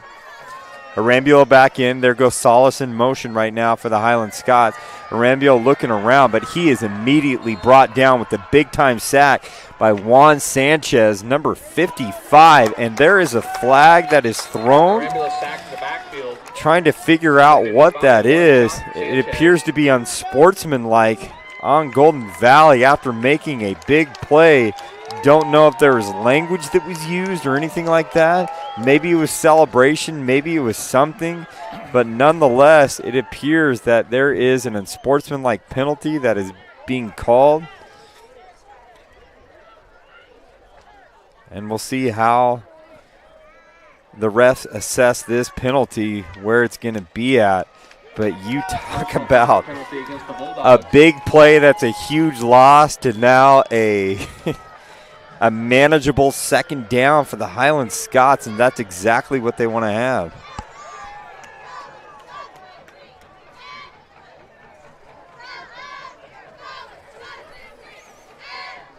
Arambulo coming out right now. Refs getting situated, trying to figure out what they're going to have right here.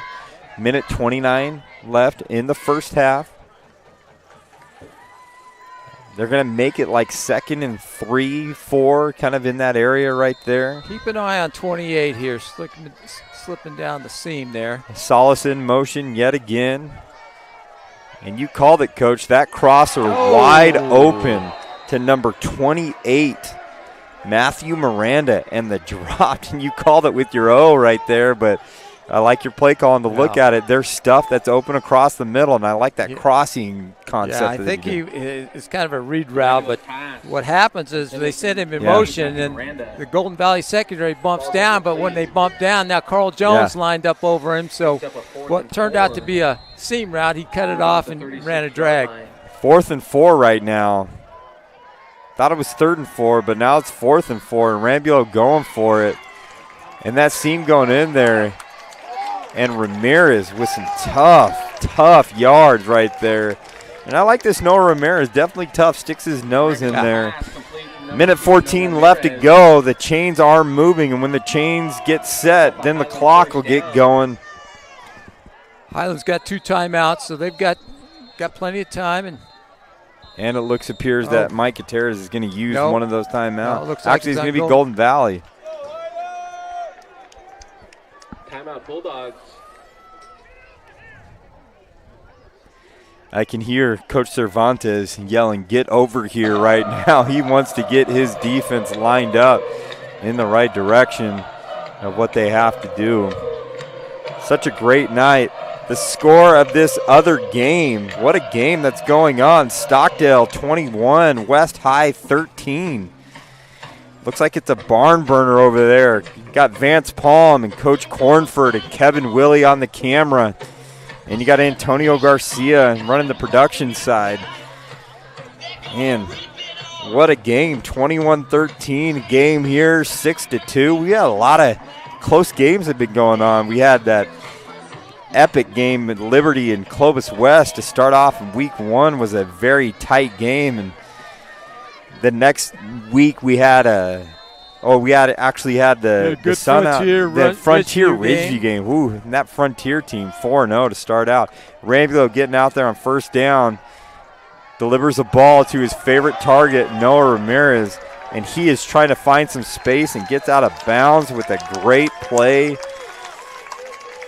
Good smart move. See how dynamic he is right there. Yeah. He did a great job right there. First down. Complete. Number 2, Noah Ramirez. Good smart move by Noah Ramirez getting out of bounds. Out of bounds. It's like a timeout. Minute 3, especially if you're an up-tempo team. Getting out of bounds, stop the clock. You can still run your up-tempo stuff.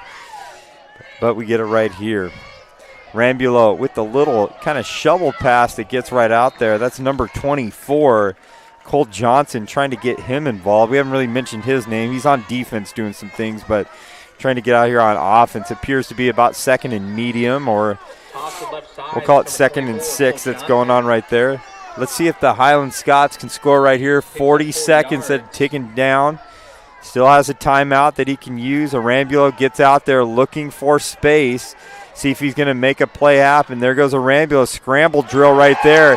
And what? Oh, he is calling him out of bounds. No catch right there. What a heck of a play that was going on. All for naught, but scramble drill going on there, and it looked like he may have tiptoed in there. That play took about 15 seconds. Yeah. Off the clock, so. Arambulo's pass. Intended for number 3. And sometimes you got that timeout in there. You got 40 seconds left. Call your best play. Do something, get in there. But nonetheless, Coach Gutierrez, if he has a rhythm with his team and how they do things, you got to keep going business as normal. Rambulo, third and medium. Sends Cole in motion. Going to try and find the end zone. He's open, and it is wait for the call. It is a touchdown for Highland. That took a long time to get that call in there, and it's Noah Ramirez, I believe, trying to see running back on here. It looked like 11 made that catch. 11, Nick Salas. Nick Salas, there you got it right there. Nick Salas. Wow. Number 11, Nick Salas with a big touchdown, and it took a while to see. They were a little indecisive right there about that play. Yeah. But nonetheless, Highland takes the lead with 19 seconds left to go in the half. But I'm going to tell you this. You still got Carl Jones returning, and anything can happen with 19 seconds left. And the score is now 9-6. Highland Scots take the lead. What an exciting game so far. Kind of seesaw going back and forth. We know this was going to be a big game going in there, and a big-time touchdown for Nick Salas. Turning out to be a pretty dynamic athlete for the Highland Scots. I think this second tier, you have what we call a quote-unquote power league or whatever you want to call it, but it's the second tier of Highland, East, Independent, South that are going to be Valley. Golden Valley. They're going to be the best games of the year this year. Yeah, doing a great job. Nonetheless, here we go. 19 seconds left. Highland just decided to play Whoop There It Is. Haven't heard that song till about the mid-90s. But Whoop There It Is out there. And here it is, 9-6, 19 seconds left. Well, you might see a squib kick here away from Jones over to Bravo. Number 24, Cole Johnson. And you called it right there, got the squib, but it actually gets through. And he had his knee down, but it took a long time to develop. If I'm Golden Valley, sitting here looking at this time, probably going to try and just maybe knee it and then get out of there, and because you get the ball in the second half.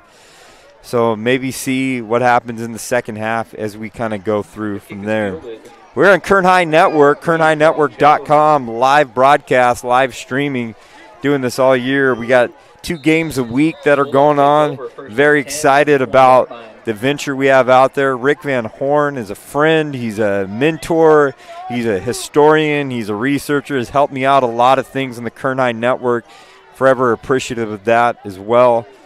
Excited to see the direction we go. Here comes Carl Jones under center, and looks like someone went the wrong way. Does Highland have a timeout they may want to use, but it looks like they're not. And there's a sack in the backfield, and it is going to zero out right now. Highland goes into the locker room up 9-6. This is the Kern High Network. We are going to go ahead and take a long commercial break. Thank our sponsors. We'll be back in just a little bit on the Kern High Network. Every team trains hard. Every team prepares to win. But when U.S. Army soldiers take the field, It's best if the other guys don't bother showing up.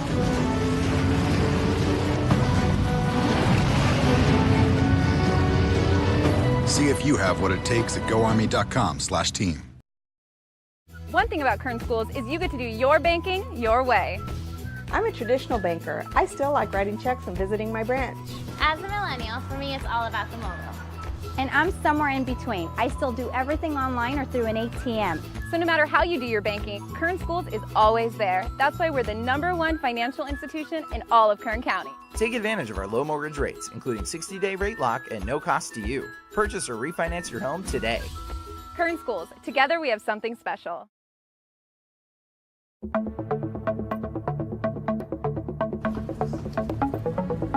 We're learning a lot about how mobile apps are made, the programming and coding that goes into it, along with the time and effort. Along with that is also the entrepreneurship of the class, learning how to run our own business. We're also learning basic marketing skills, people skills, graphic design, and social media marketing so that they can freelance, they can work on their own, they can apply for a job, they can go to BC or Cal State or any other university who offers programs that are specific within the mobile app development concentration or business concentration. With my future and career, I do plan on being somewhat of an entrepreneur, owning my own business, sort of a clothing brand line. And so this will definitely help me out with possibly an app for my company and the entrepreneur part, helping me be able to run my business as smoothly as I can make it go.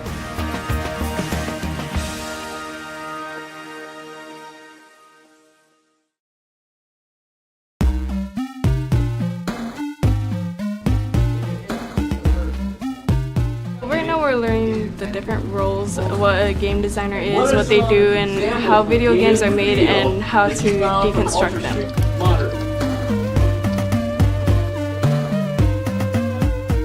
We're also going to be teaching the hard skills, which includes learning the Unreal Engine. What the Unreal Engine is it's a game development tool that students will be able to use to make their very own video games. And this is something that actually industry professionals use every day to make some of the top-selling games.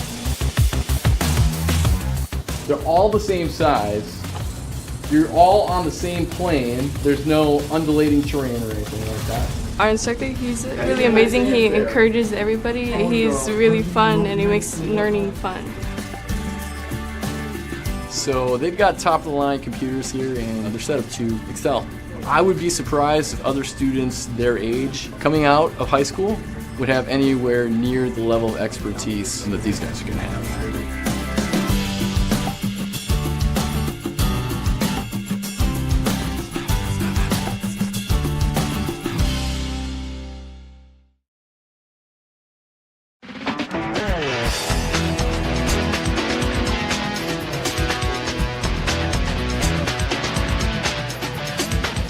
This is where we're going to train the kids to actually get jobs in the industry. We're going to give them the basic tools that they need, also the skills that they need to understand where they fit into the industry. All the animated things, because we have everything that we need in the scenes. They are learning the principles of animation, Photoshop. They're learning how to animate in 2D and 3D. And when you swap to that shape, then you're just going to drag these over here. The storyboard aspect of creating basically the skeleton of the story and then just sort of directing people in my vision of what I want in the story. And it's also giving me the advantage of Mr. Pollard, since he's worked at so many companies, being able to put it in my resume and be like, this is the art direction I've received.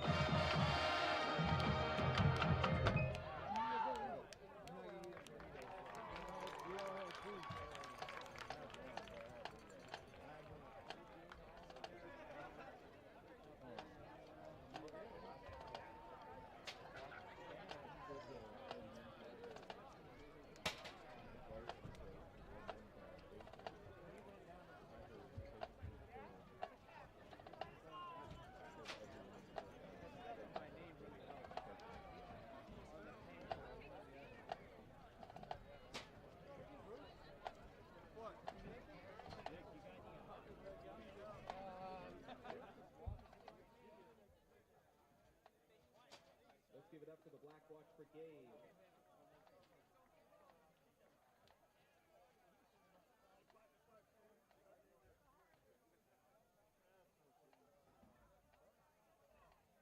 announcement. Kempog, Wadsworth, Dizzy Brown, Chewy Diaz, and Christian Hernandez, please meet at the 50-yard line. Your finalists. Every team trains hard. Every team prepares to win. But when U.S. Army soldiers take the field, it's best if the other guys don't bother showing up.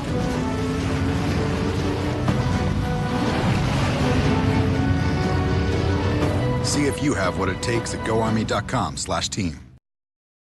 One thing about Kern Schools is you get to do your banking your way. I'm a traditional banker. I still like writing checks and visiting my branch. As a millennial, for me it's all about the mobile.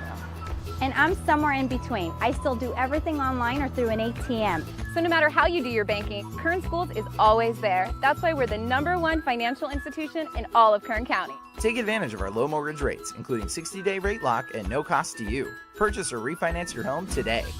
Kern Schools, together we have something special.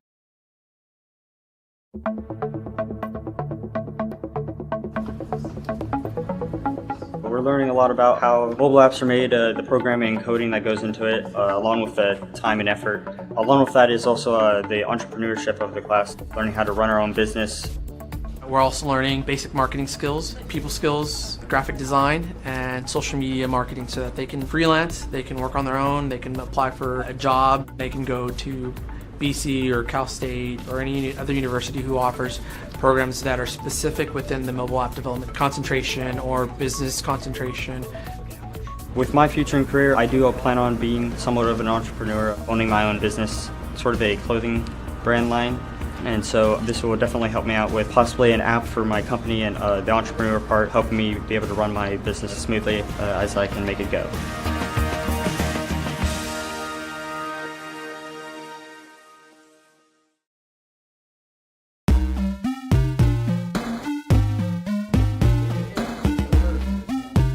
Right now we're learning the different roles, what a game designer is, what they do, and how video games are made, and how to deconstruct them.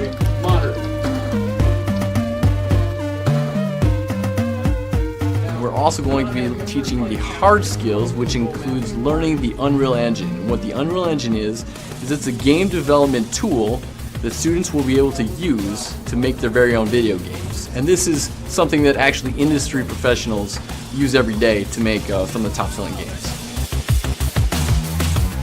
They're all the same size. You're all on the same plane. There's no undulating terrain or anything like that. Our instructor, he's really amazing. He encourages everybody. He's really fun and he makes learning fun. So they've got top-of-the-line computers here and they're set up to excel. I would be surprised if other students their age coming out of high school would have anywhere near the level of expertise that these guys are going to have.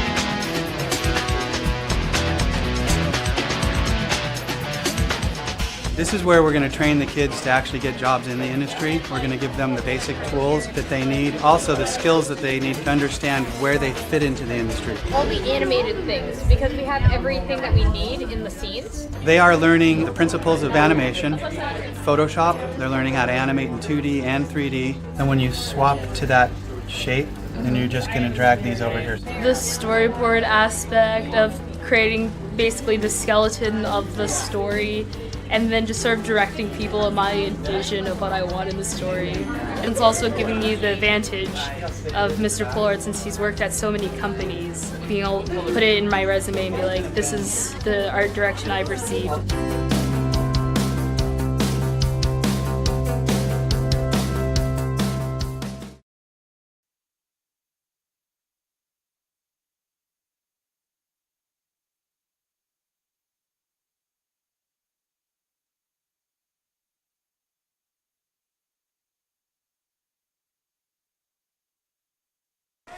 Welcome back, everybody. This is Kyle Wiley of the Kern High Network, joined right now with Rick Van Horn. We got Todd Bentley on the production and kind of directing everything tonight. We got Julian Wilson, former Fresno State Bulldog, in the house, is running the camera for us. Got a mix of some good, and you had a mix of some ugly in the first half. But nonetheless, we have a 9-6 ball game as we gear up. What are some initial thoughts that you have of the first half? And you talked about what you want to see in the second half, but what can you tell us about the first half? Well, I think it looked like both teams were kind of discombobulated. Nobody could really find a rhythm. Of course, Golden Valley's trying a new offense here. So getting used to that. And then Highland just couldn't get a good rhythm going until that last series, and they finally put it together and scored a touchdown. Very interesting we have going on right now to kind of go from that is we have a push-up contest going on right now.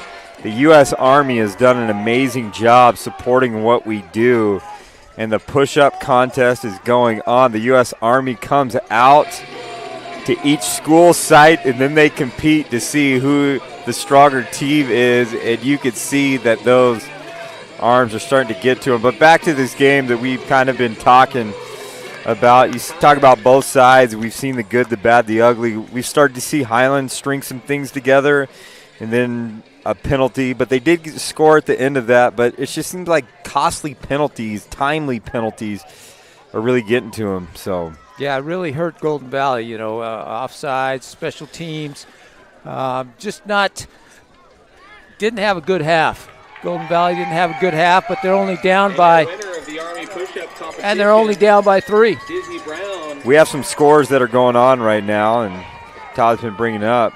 East High School is playing Ralston Valley High School from Colorado, and they are tied 14-14 at halftime. And looking at their record the last few years, they've been down the last few years, but before that, they're a pristine powerhouse team in Colorado, looking at some of the stuff that they have on there. Yeah, relatively new school, about 15 years old, and so they flew out Thursday, landed in L.A., drove down to Bakersfield, spent the night at the Marriott, and they're ready to rock and roll, play some football, huh? Going to drive back to L.A. tonight and then fly back out. Yeah.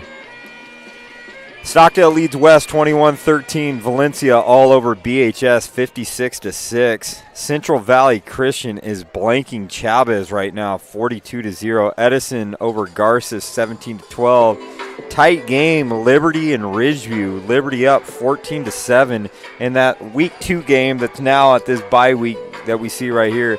And Shafter leads a tough Kennedy team 10-7. Shafter is sneaky good. Coach Perucci is doing some good things up there. His alma mater got some loyalties and all that stuff too as well. We got about a minute left in this half that we see right here. Golden Valley coming back onto the field, see if they make some changes.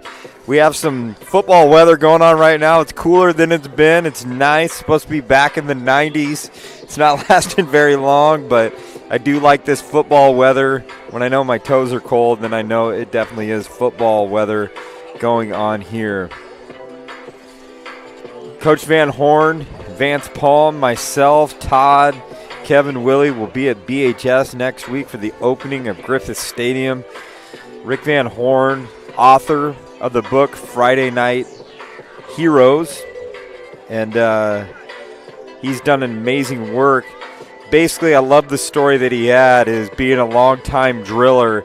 He wanted all of this stuff and records and stats. So for a span of a few years, you spent your summers going to the Beale Library and interacting with a number of former drillers and hunting down, I don't know another word to say, but stuff that you can compile together from photos and images and data, and you put together a wonderful collection. I just say my hat's off to you. I know we've talked about this on broadcast, but your commitment to, not only Bakersfield High School, but also BC in general, because BC, you wrote Haley Street Heroes is another wonderful piece that goes on there. It covers the history of Bakersfield College football, and it reaches a wide variety of athletes from all over California, all over the nation, but even more importantly, all over Bakersfield. There's some wonderful chapters about the local talent that goes out there as well. So hats off to you and your commitment to honoring that. And you have a Facebook page now, your Friday Night Heroes collection that's on there. And if you type in Friday Night Heroes on Facebook, you can look at some of the cool stuff, the cool interactions with Driller alum, I take it, that's on there. You want to explain a little bit more about that, Coach Well, Randall? it's just, there was a lot of the stuff I couldn't put in the book because we couldn't have it 500 pages long. But pictures and stuff that I've accumulated both at Bakersfield High and for Bakersfield College, and now I'd like to, being at East for about 15 years, I'm compiling my stuff there of old stuff of the Blade football programs over the years, and then eventually we'll do something with that. See, that's great that you've been at probably in Bakersfield the two most legendary, and we say legendary because of the fact that, if you're looking at 1890s when Kern County Union High School is being built, what we know is BHS today. But then we also look at 1937-38 and the construction of East Bakersfield High School. There's a lot of stuff out there. And I know you and I have been working together on some things, and I've been getting some of this vintage film that we have in 8mm reels, putting it in a digital platform. If you go to our YouTube, Kern High Network, you can see some of those things on there. You talk about you being an East High guy, me being a South High guy. I got to put my plug in. I'm very fortunate that Virgil Miller of Video Memories gave to me just the other day 1968 Valley Championship football game. South High's only one, and it was a co-Valley Championship as they tied Fresno High School 13-13. But that team is actually going to be recognized tomorrow at South High's Hall of Fame. That's going to be at the Doubletree, and it's going to be a wonderful evening to get to see some of those people that are going to be recognized for being South High Rebels, from Herb Benham of the Bakersfield Californians, part of that class that's going to be in there, to Mike Stricker, who's a long-time kind of historian in his own upright. He's done a lot of stuff with the wrestling community and all that stuff, and researching and writing his own book, doing all that stuff. But, as you talked about, there's a lot of legacies and stuff that are in Bakersfield, so I do appreciate your attention to that. And the cannon went off. We got about 15 seconds rundown, and it looks like Golden Valley is going to take the field right now. Curious to see how they get started in this half right here. Well, like I said early on, I was most impressed with the Golden Valley defensive front. They did a good job. They're containing, getting Highland out of their rhythm that East High couldn't do last week. And let's see if they can continue that into the second half. And on the other hand, Highland played another solid half of good football. Absolutely. Solid defensive half of football. And you talk about that solid defense that they had. They're very aggressive, and Golden Valley kept trying to go back to that counter play back underneath. And it's the right call to make, but man, Highland up front, as you talked about, is stout. We see their linemen that are just dominating the line of scrimmage. Bravo and Jones back to get it right there. The ball looks like it's going directly in between both of them. Golden Valley will start this second half. The kick goes out of the back of the end zone. Start the second half. The Bulldogs start 1st and 10 from the 20. First and 10 from the 20-yard line. Talk about special teams again. That was an opportunity. The ball hit about the 3-yard line. That was a returnable ball. To make a play to go on there. Let's see how Golden Valley starts off this drive right here. But like you said, missed opportunities. It seems to be a redundant theme throughout the night.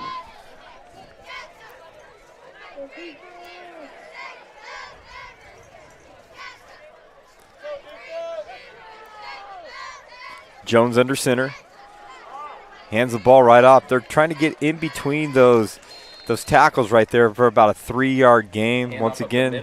Now we haven't seen that too much. Just a fullback dive in that first half. A lot of the counter stuff that you mentioned and trying to get Carl Jones on the quarterback follow and get him wide.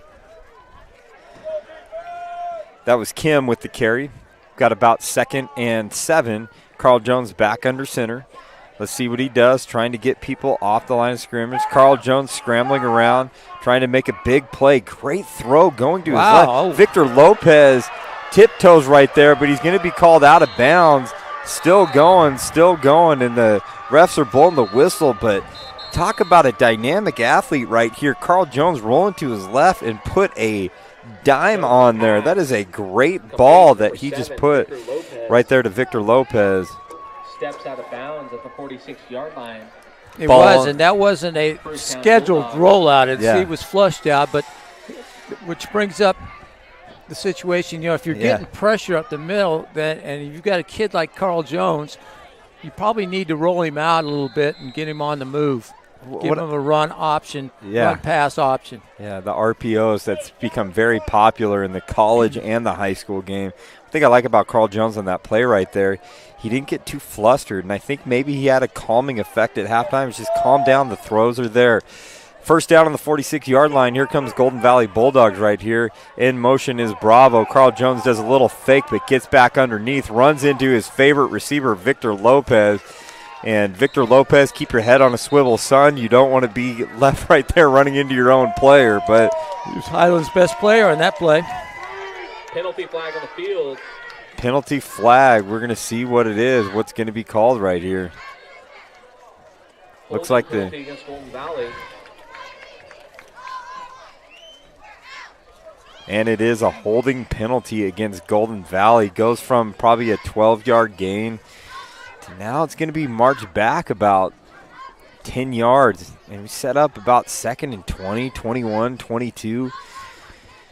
Definitely not the momentum that wanted to be seen right here for Golden Valley. It's like 5 steps forward and 15 yards back. You know what I mean? Stuff like that we're going.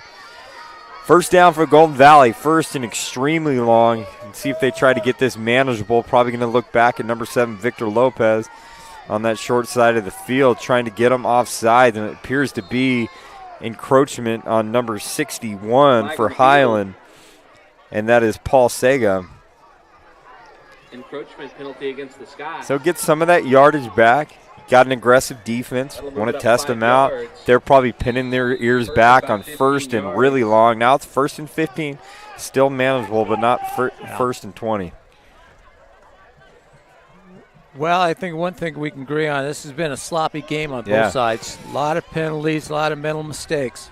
But sometimes you get that with those aggressive teams, you know what I mean, that are about the big plays, and they've been doing that all year. Carl Jones under center, 1st and 15, drops back, delivers a nice ball to Bravo, number 21, kind of double hitches, makes it 2nd and 11.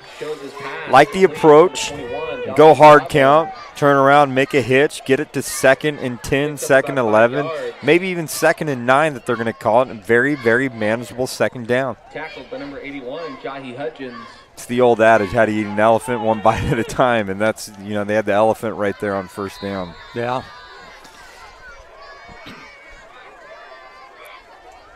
But I'm with you. You talked about this in the first half. I see Ronnie Simrel, Cade Sakamoto right in front of him. I think Simrel's got maybe a little bit more speed. Don't really know. Here comes Lewis on there, and Carl Jones is making plays happen all over the place. Kind of gets on there. Could it be offensive face mask? I don't know. It could be that. Say that, yep. And it is offensive face mask on Carl Jones, trying to stiff arm his way out of that.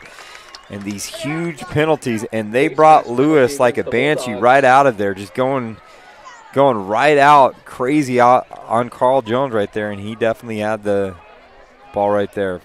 Going to be 2nd and really long now. 2 big 15-yard penalties in this drive against Golden Valley. That can't make Eric Smith happy.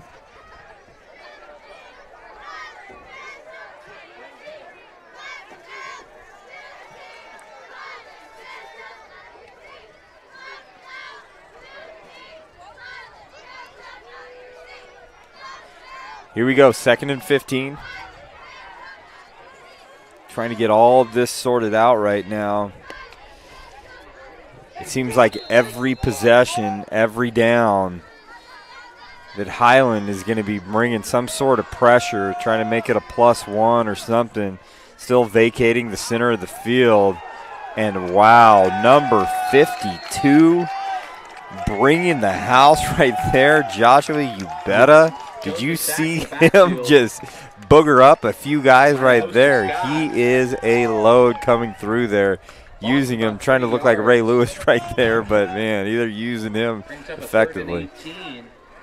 They move him around. You'll see him come off the edge. You'll see him at middle backer there. So he's a big guy, but he's a little mobile. Yeah. He's an energy guy, too. I mean, what kind of flooded local media and all that is his safety last week and him sprinting off the field after he had it. He's an energy guy, emotional leader on the team. Carl Jones under center, third and really long. Going to see if he can make a play right here. Gets back in there and met immediately, but he gets right out of it and making plays left and right, and he turns a third and really long to a fourth and short. Thought he was going to be sacked in the backfield, but he is that dude that has been talked about in Kern County making plays. Pushed out of bounds by number 17, Zeke Armijo. Highland did a good job bottling him up, missed a couple tackles there, and let Jones break away for a good little 8-9 yard gain. I'm telling you, a lot of teams have missed some tackles against Carl Jones. I mean, he is a player. Curious to see these edges right here. These guys getting sucked in. Carl Jones kind of taking advantage of it last time to see if they're going to make a play on that. But Carl Jones with the kick right here. And you see right there, Ramirez telling him to get away with it. And Golden Valley lets it get down to the 14th. We got 8 minutes and 25 seconds left in the third quarter. First down turned over for Highland. Looks like they're going to go with Arambulo at quarterback. Didn't see a whole lot of Sakamoto. We may have saw him maybe 2 or 3 possessions last time, but I think the hot hand they're trying to go with is Arambulo. Well, I've seen Sakamoto a lot on defense tonight, so that might be one reason that he's not getting a lot of quarterback time. Nonetheless, we're at about the 14-yard line. Arambulo goes back looking for, maybe saw Sauce open. He's got a wide field on our side, and he just kind of runs out of bounds at about the 21-yard line. Picks up a decent gain, gets about a 6-yard gain, sets up about 2nd and 4, 2nd and 3. Picks up 7 yards. Arambulo not the fastest guy on the field, and probably not the runner Sakamoto is. Yeah. But definitely headsy, though. Kind of knows where he's looking at. He's no Rick Van Horn running out there. Marquise Lewis back in the game. And Lewis with the carry right now, and he is met in a great open field tackle, trying to get a number right here as well. And it appears to be number 55. 15, Marquis Lewis. And that was Juan Sanchez with a great open field tackle. It looked like it was going to pop there, but he had a great tackle right there. 3rd and short, 3rd and 1, 3rd and 2. Call it 3rd and 2. You know, Marquise Lewis gives Highlands offense a different dynamic. Different changeup. Arambulo back there looking for a receiver, trying to find someone open. Oh, and once again, missed opportunities by Golden Valley. And, yeah, it sets up a 4th and short right there. But Donovan Valdivinos, that's got it. Is that the 3rd interception that's been missed today? It's those opportunities to – in the game, you just never know if that's the difference that it makes in there. Yeah. For number 28, Matthew Miranda. Bravo's going to get back to return the punt. Go ahead, Coach. Well, they say, you know, the difference, there's 7 plays during the course of a game that change the outcome. But you never know those plays until after the game. Hindsight gives us all clarity, right? And the punt kind of goes in Golden Valley's favor and sets up nicely for Golden Valley at about the 42-43. I'm going to tell you what, the punt return team for Golden Valley makes me nervous because they get so close to that kicker, and the first time they had it, they had a roughing the kicker call. Be aggressive, but be smart aggressive on that. Consistency is not part of this game tonight. The punter just had a 55-yarder in the first half, and now he comes back with about a 15-yarder. We're live at Scotland Yard.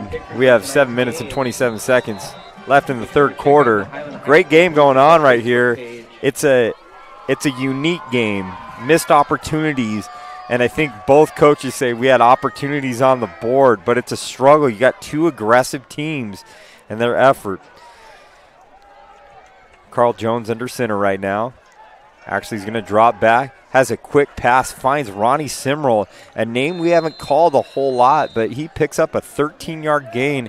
And with three guys coming in his face, you got to give it up to the athlete stepping in there and delivering a good ball right there. That was the best play as a quarterback Jones has had tonight. Yeah. I mean, blitz was coming. They were sending 5-20 Cole Johnson off the edge, and he threw it right into the blitz, which is what you're supposed to do. And you know what that does to a defense? It sets them back, so they may not blitz as much, but knowing Highland, they're probably going to do a little bit more of that. And trying to run away from it all, Carl Jones is kind of doing it all. Picks up a 5-6 yard gain, and that's a steady dose of pass and run going on. Right. Now, what they need, I see Carl Jones catching a little cramp here. So they've had two good plays in a row, something they haven't been able to do is put three together. Yeah. And if they can just avoid shooting themselves in the foot here with a penalty, they may have something. Spoken by Coach Van Horn, longtime football guy in the city of Bakersfield, and I agree wholeheartedly with him. No penalties right now for Golden Valley. Kind of go that way. It looks like costly penalty right now, and we just talk about it all the time. Cole Johnson getting a little aggressive. Encroachment goes on there, but when you have aggressive defenses that go on there, Coach Gutierrez calls a timeout, it looks like.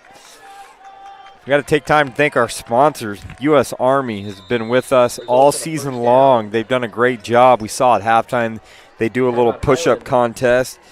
Thank you, Julian, for capturing that for us so that we have that on there. We also would like to thank Kern Schools Federal Credit Union. They have been with us last year since the very first time we started. Kern Schools is with us in every aspect of the season. We've got a lot going on this year. Coach Van Horn, we have football and volleyball going on right now. We just had a great game yesterday. Stockdale defeating Clovis in 4 sets. Macy Haddad, you want to talk about a player in town, just a local talent. She does a really good job for the Stockdale Mustangs, and Maria Kolatz, who's been there in the entire existence of Stockdale. In the wintertime, it picks up. We have basketball, both guys and girls, but one of our most popular that's kind of turned into a thing now is wrestling with Coach Pope, Coach Brad Hull that are on there kind of helping Vance Palm out on that. First down, Golden Valley, Carl Jones under center, 2-by-2. Ball is on the turf. Hey, shooting themselves in the foot. You just talked about it, Coach. Yeah, let's put 3 plays together here. And there appears to be a Highland injury that goes on there. It looks like Carl Jones did recover that for like maybe a 1-yard loss. It's going to be about 2nd and 11. Todd, do we have any updated scores maybe we can look at? Let's take a look at our other live stream game. And it looks like Stockdale, could they be pulling away from it right now? It's 28-13. Just kind of curious to see how it's been going on over there. We have some other other games as we kind of go through here, and we're looking at some things.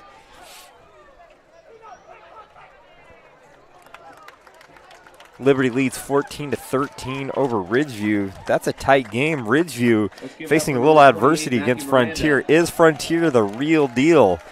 Coming up here, looking at they're 4-0, and they're starting out. Who's that? Frontier, they're 4-0 right now. Well, they beat Mission Oaks Thursday night, who's 0-6 this year. Yeah. So, they'll get – and then they play Golden Valley next week. So – wow, halftime, Arvin Bears 23, Taft 20. Arvin's been playing well. 2nd down and long. Carl Jones gets back here, delivers a good strike. What a ball right there. And you have talked about it all night. The middle of the field is open, and Donnie Bravo gets over the middle and is wide open. And that is definitely a play that will be on our Twitter feed. Carl Jones with a big touchdown that goes on there, and the Bulldogs recapture this lead. What a throw. Actually looked like a quarterback for 2 plays. Yeah. You give him time, and he can get the ball there. Highland's done a great job pressuring him all game, but those 2 plays in this series really hurt him. Victor Lopez with the PAT, and it's 13-9. One thing about this is all Carl Jones is doing right now is he's increasing his stock at the next level. I mean, you know this as well as I know. You get these playmakers that get out there. Yeah, they're maybe on special teams. Yeah, they may be a receiver. Yeah, they may be. But now it's like if this guy can throw like this, I can use him in special packages and do some creative things. Yeah. We saw what Jabril Peppers did last year when he was at Michigan, how they used him in a wide variety, a wide array of kick return, punt return, put him at quarterback, put him at wildcat, do all these things out there. Sure. Yeah, he's definitely got a future at the next level if if he can get it done in the classroom. Yeah, absolutely. Back deep for the Scots, number 15, Marquis Lewis. So here we go, Victor Lopez, Marquis Lewis, and Noah Ramirez back deep for the Highland Scots. And momentum change possibly. We're seeing the quarterback, Carl Jones. He did beat him with his leg, but he had some amazing throws out there. Ball is dropped by Lewis. And on kick-off return, one of the big momentum killers is drop balls and all that. I mean, it just stops the whole flow and momentum of guys that are blocking that go off timing and all that stuff too as well. Yeah. And one thing we haven't talked about is that big game hangover. Yeah. Oh yeah. Okay. Yeah. So Highland plays East last week. Big game, packed house. Yeah. Battle of the East Side. You're always going to have that next game hangover. Yeah. You spent a lot of energy into that game last week, emotionally and physically, and you're always going to have a letdown, and we may be having that at Highland. And you talk about it, the letdown where these guys are excited, a little bit of bragging rights, confidence, wheel route again, they go back to it. Missed opportunity twice. They had that of Rambulo going to Lewis, but that play has been open, and I think one of these days they are going to pop for that to get on that. One thing you did talk about we haven't seen yet, does it come out this half, is that double move. Yeah. Yeah. Rambulo lets his lineman know what protection or run block that we're going to have on here. Goes 3-by-1 with a single back in the backfield. Rambulo gets back, hands the ball off to Esparza. He's trying to find that, when you kind of run that zone, find that lane where it's going on. Gets about a 6-yard gain. It's going to be 3rd and 4. But nonetheless, Highland hurries back up with this up-tempo offense. And for Coach Gutierrez, it's touchdowns on his mind. No field goals going on there. Kind of getting that triangle formation at the top, 3-by-1 going on. Rambulo looking at that quick hitch that he's been throwing all night. And Noah Ramirez makes one miss, and he is sprinting up the sideline. But the same official who called Victor Lopez out earlier is going to call Noah Ramirez out with about a 10-yard gain, but it's enough for a Highland Scots first down. Number 2, Noah Ramirez picks up a Scott. You're calling it, Coach. That hitch and go is coming. I mean, it's coming. It has to, because those are easy throws. And I'll tell you this, Rambulo had a great ball right there, and he's been a little inconsistent a few times. First down to Highland. Ball gets pitched out to a new runner that we haven't seen, who's got a burst of speed that we come out here. Is that number 20, Dante Davis, who picked up a different gear that we haven't seen tonight, and that kind of gives some new life right there. Dante Davis appears to be some laundry on the field, personal foul, face mask. So not only the long gain, but you get an extra 15 yards at the end of the play. What do you think about Dante Davis right there on that run right there? Yeah. Face mask penalty on the play. Attack on 15 yards. So here you go. Highland is in cruise control Goes from being on their side of the field to on Golden Valley's side of the field. The ball's on the 25-yard line. First down, Scott. Arambulo gets out here, gives it off to Davis again, but is immediately swarmed by big number 70, Clayton Waters, who's a senior, 6'1", 305 pounds. That's a big body getting in there, making a big play for the Golden Valley Bulldogs. You saw Highland run a tight bunch set. Yeah. And loss of about 3 yards. Get the outside. Golden Valley didn't do a good job setting the edge, and you hear that all the time on Saturdays. And Gruden talk about setting the edge. Arambulo gets up to Dante Davis again, trying to find a healthy dose. You make one big play, keep giving him the rock, but he's made another one. And curious to see what these flags are coming out all over. We got one from the back judge, one from the side judge. Want to see what we're going to have. Is it going to start getting judge chippy? through that, and he had couldn't even see what was going on, so I question that call. Flag on the field.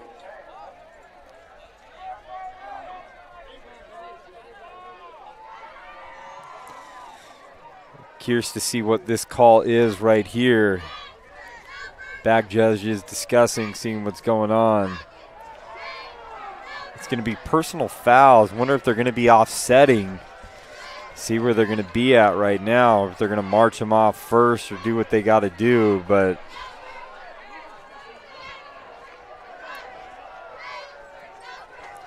I'd like to thank the Highland administration. Deb Vikstrom, Foul penalty against both teams.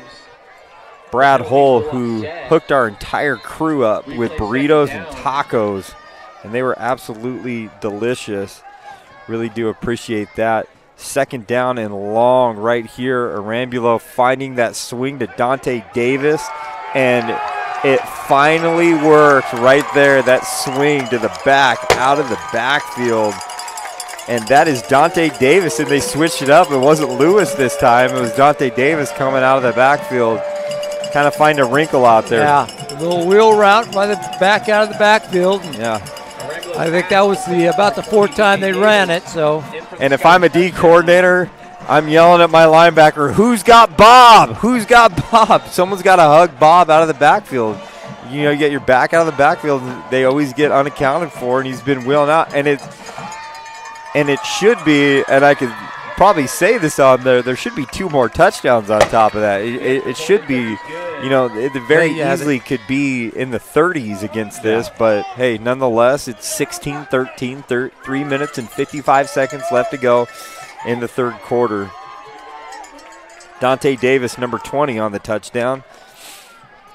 With 3 minutes and 55 seconds to go in the third quarter. Golden Valley Bulldogs 13. I wanted to round off the administration here at Highland, who's been absolutely excellent. Deb Vikstrom, the principal, the assistant principal of instruction, Melissa Donez, Brad Hull, who hooked us up with the burritos and tacos, Megan Barber-Smith, great activity director, but top-notch athletic director Steve Matney, who's been accommodating 2 weeks in a row, has set us up nicely and done a great job.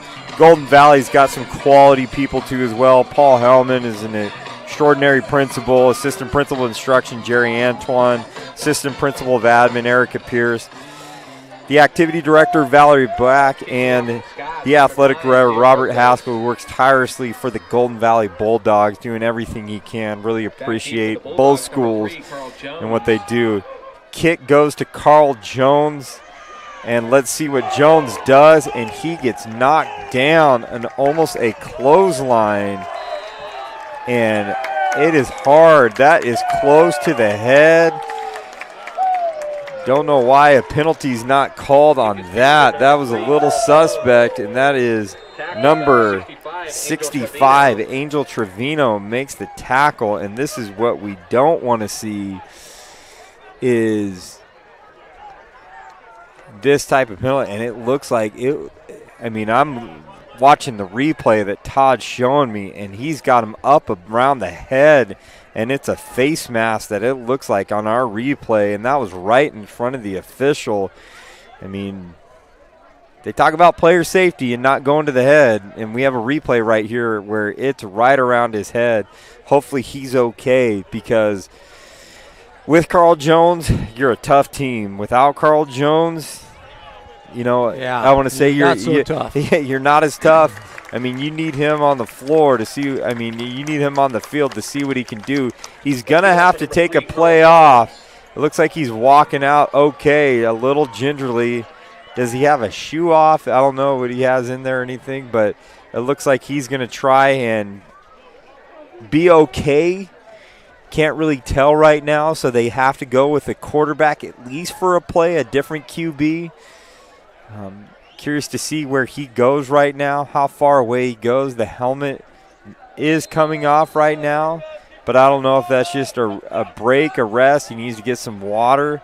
And it looks like number 7, Victor Lopez, kind of doing it all, kind of do everything, athlete type, goes under center. And you practice these situations and goes right up the gut. What a great approach, just trying to get some yards in there. It's second and short, 2nd and 2, and it looks like Carl Jones is going to be okay. Victor Lopez, good athlete, kicks, yeah, receiver. So it's not like bringing a guy off cold off the bench. Yeah. You know, he's been in the game. He's game savvy. And did a good job. And now I see Jones back in the game now. Absolutely. 2nd and short.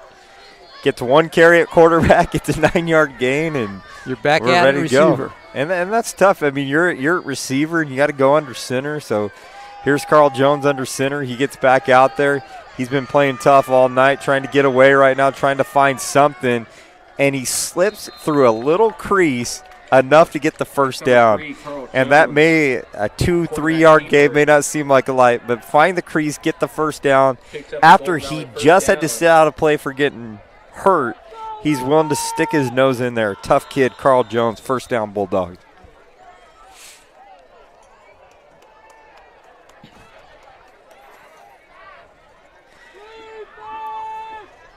Well, they were effective last series. Jones giving him a little time and him throwing the ball. Let's see if they go back to that. See if they go back to this matchup down here with Victor Lopez right here. And they're trying to do this little quick game, and we've seen these plays a few times happen tonight. But, you know, I'm with you. These quick game, does it set up a long game? Does it set up a double move that goes on here? Right. 2 minutes, 20 seconds left and counting in the third quarter. Highland 16, Golden Valley 13. Highland does have a new cornerback down here, number 81. Number 81 is Jahi Hudgens. So whenever you see a fresh fish in there, especially at corner, you always, as a coach, you always want to going, and especially going against their Carl Jones' favorite receiver to see what they're going to do out there, see if they give him an opportunity. Carl Jones gets back out there, and once again, a little razzle-dazzle, and he is fighting. He is tough kid, putting the team on his back, trying to will them in there. It's going to set up about 3rd and that's number 3, Carl Jones. 6, 3rd and 6 for the Golden Valley Bulldogs. I want to take a look real quick at our other Kern High Network game of the week. It looks like the score over there is 35-13. Stockdale kind of pulling away from the West High Vikings. Got Vance Palm, Coach Rich Cornford over there calling that game. Carl Jones under center now, 3rd and 6. Drops back, trying to find some players, scrambling around, and he is just met and swarmed by guys that we have been calling all night the last few weeks. Number 79, that is Isidro Reyes, and his number 20, Cole Johnson. Dynamic players that we've been talking about. I know you've been talking about for 2 weeks that have been making plays night in and night out. You know, Cole Johnson all night long has been what we call a disruptor. He's been, you know, a couple times he did jump off sides, but still been in that backfield putting pressure on Jones all night long. And he's tough he's not the biggest guy that's out there, but he is just tough. Nick Solis with the punt return takes it about to the midfield. We'll call it the 40 now. We're going to call it right at midfield. Actually, we're going to be at the 45. Not too bad. We're going to look right here. Highland takes over. One thing about Highland, this hurry up offense, you got to keep the rhythm, got to keep things going, but time of possession is going to be critical this next 18 seconds in the third quarter as we go into the fourth quarter.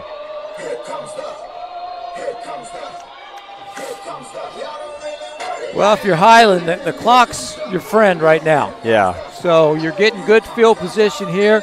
I'd like to give him a good dose of Marquise Lewis now. Dante Davis came in, and it was a good Davis, change-up. He's the one who had the touchdown and a couple of little carries. You want to keep that clock running now. Rambulo comes out. You got Matt Esparza as the lone back there with the Rambulo. We got two receivers down here. Looks like we got some tight ends in right now. And Esparza kind of bounces it right now, but is kind of getting bottled up right there by Carl Jones and some other Golden Valley Bulldogs. Nonetheless, gets about a 5-yard gain, and I think that is going to be it for this half. Takes it to the 50. Takes up 5 yards. And that is the end of the third quarter. And it is now going to be the fourth quarter as we go through.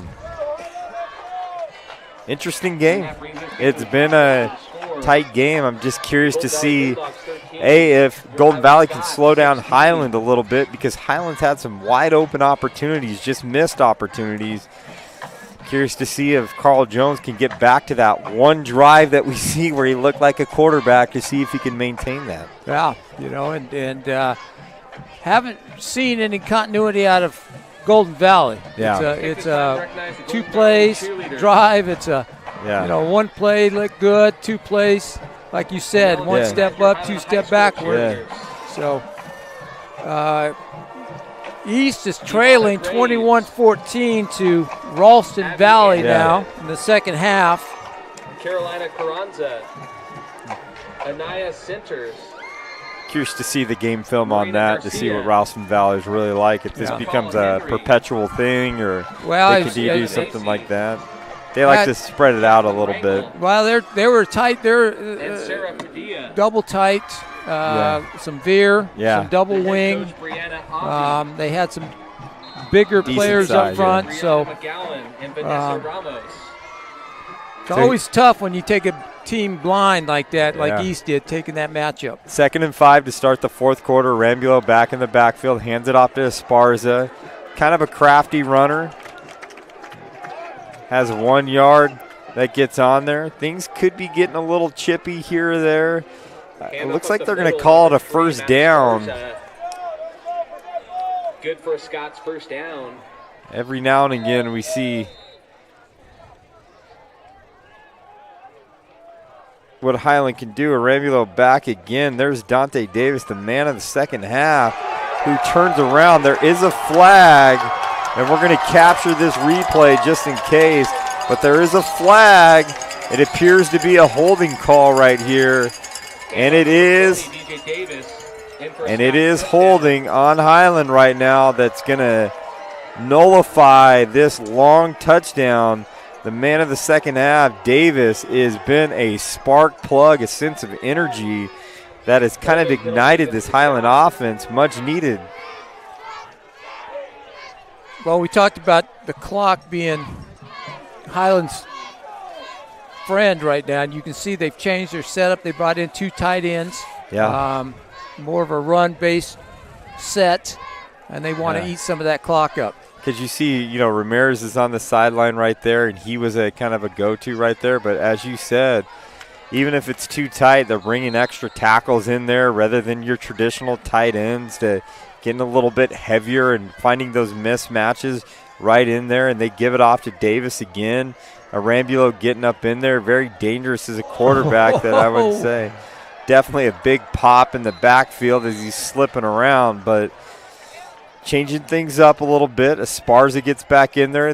Looks like they're going to go a little bit more traditional set as some of their skill guys gets in there. We see number 15, Marquise Lewis, get back in there, and it looks like they're going to go back to what they've been doing all half. I think Davis got a little wake-up call there on that hit.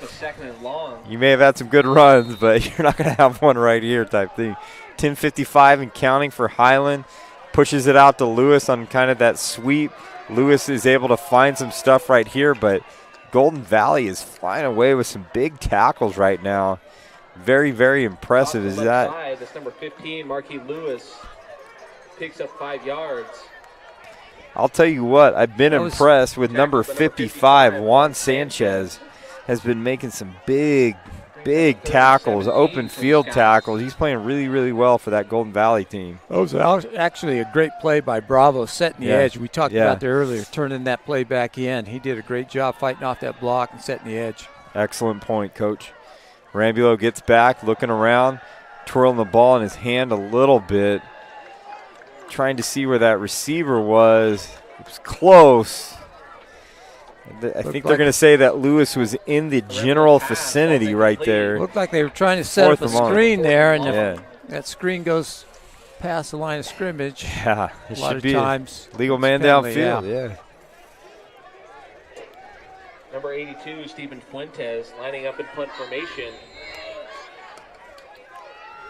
Number 21, Donovan Bravo, back deep for the Bulldogs. And almost number 11 for Golden Valley, Axel Arcos, almost had a block right there. And it is a short punt, and talk about a field position game.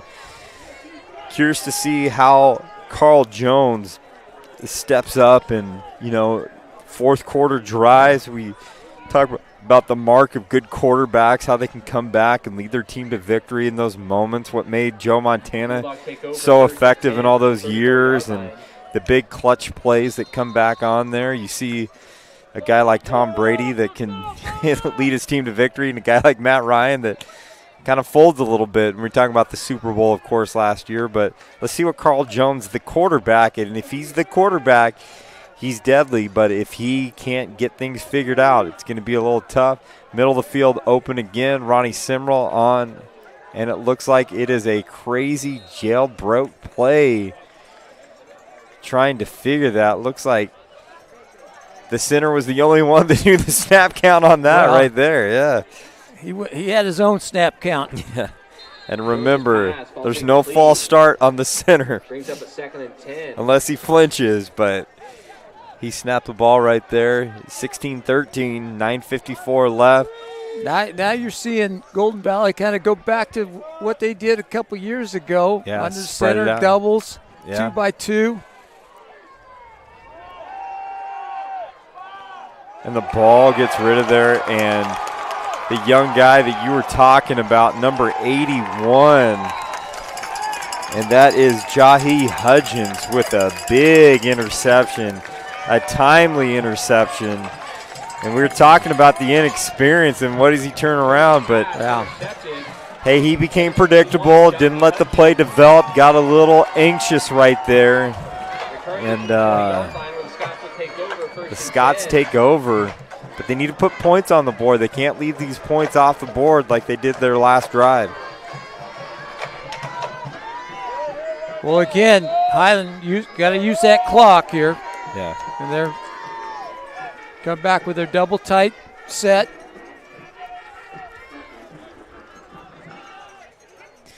Rambulo comes out. Probably their heavy package that they're bringing out here. A little bit taller receivers, and Rambulo is getting out there. He's trying to find the corner right there, and it is an interception, number 6. And he steps right in front of that, and that is Donovan Valdivinos. And you talk about a timely interception, exactly what Golden Valley needed. Well, what happens usually when a team gets a turnover? What do they try to do? Try to take a shot in the end zone. They always take a shot, and I don't know if that was the right time. In fact, that's a situation where I might have went with Sakamoto. Yeah. If I get double tight, I get a big old kid like Sakamoto. Let's eat up some clock. But I'm going to tell you this. I don't mind taking a shot like that. I don't like the placement of the ball. If you're going to miss out of bounds, miss ways away, especially at this time right now. Don't try and make the perfect pass right there. Nonetheless, Carl Jones takes over and hands the ball, and they're still fighting for yards. It is not a safety.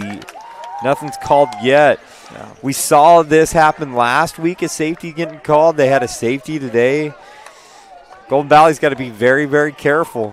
But I'll also tell you this, Highland's got to be very careful too, because if Mr. Number 3 gets by the first wave, it could be 90 plus to the house. Yeah. Kim hit in the backfield by number 52, Joshua Ubeda.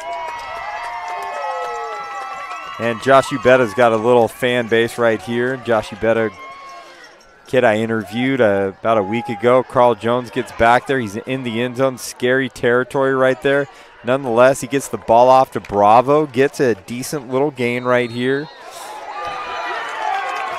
And it looks like the ball squirts out, and the ball gets out there. And we're talking about just costly and timely turnovers. The sloppy play of these games is kind of continuing a little bit of both teams. Well, a Rambula mistake is overridden by the Highland defense again, coming up with a big play. Yeah. You know, I think that's something Coach Gutierrez is going to be able to do the rest of this year, is hang his hat on this defense. And Coach Gutierrez being the offensive coordinator, you know what I mean, and being a former, quarterback at Foothill and doing all that, is hanging your hat on the defense, because they're the ones making some of those plays. And Rambulo comes out first down, first and goal for Highland, and once again trying to run that wheel route out of the backfield. There's Davis right there, and that's a play. If you're going to take a shot into the end zone, you do that. But you have 8:40, run some clock off, and you stop the clock with 8:40.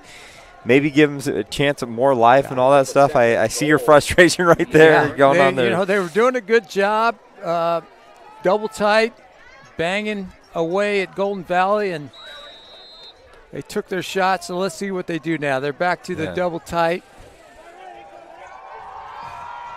Bring their heavy set in there. Davis in the backfield with Arambulo. Arambulo decides to keep it.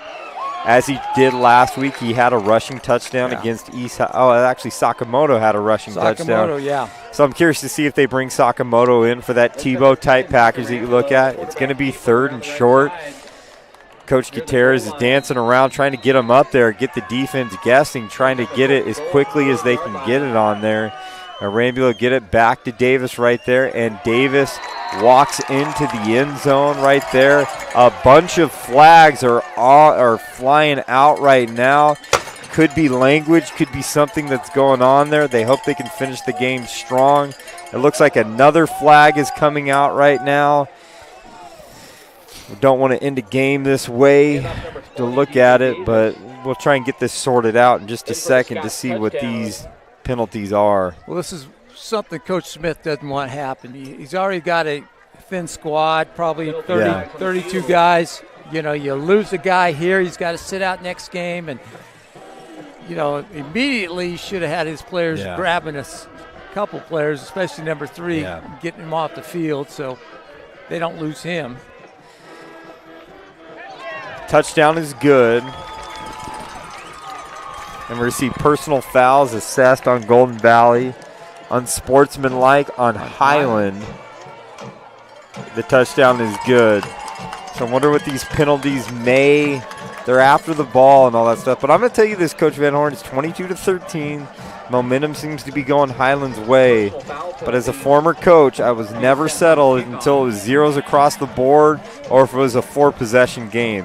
We still got tons of football left. They scored quick. So if they make this a 10-point game right here, Golden Valley still has a lot of time left to get some things in there. And the ball goes up there, and it is now 23-13. Highland with 8 minutes and 10 seconds left in this half. Once again, this is Kyle Wiley of the Kern High Network. I'm here with Rick Van Horn,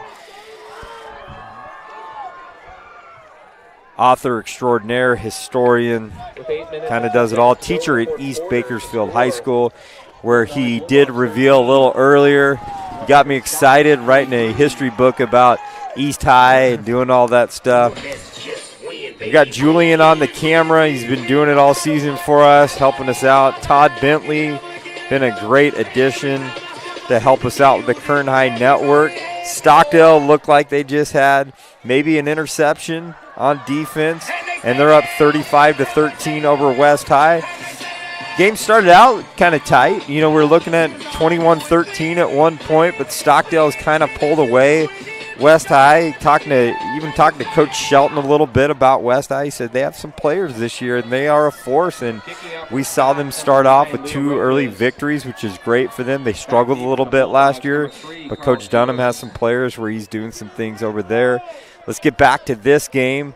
We got our guys back there. Carl Jones leading the way. Let's see if they kick it off to him. Highland with the boot that goes on there, and it looks like it is going to be Carl Jones, and anytime he touches the ball, it's deadly, and he goes right up the gut for a nice long gain to the 44, and that was one broken tackle away from taking it to the house right there, and he is exciting every time he touches the ball. Number 3, Matt Esparza.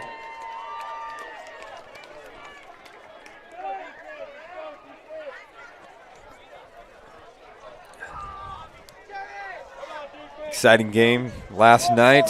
San Francisco 49ers, my beloved 49ers, losing to the Rams 41-39 in the highest scoring Thursday night football, primetime football game that we've had.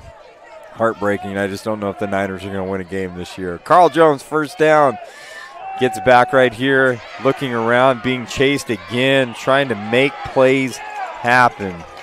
And all over him in the backfield all night has been number 52, Joshua Ubeda, has been playing well. We also see intended for number 21, Donovan 24, Cole Johnson, who has just played an amazing game defensively, just doing things, just disrupting. There's no rhythm on Golden Valley's offense right now, and it's because of Ubeda and Cole Johnson.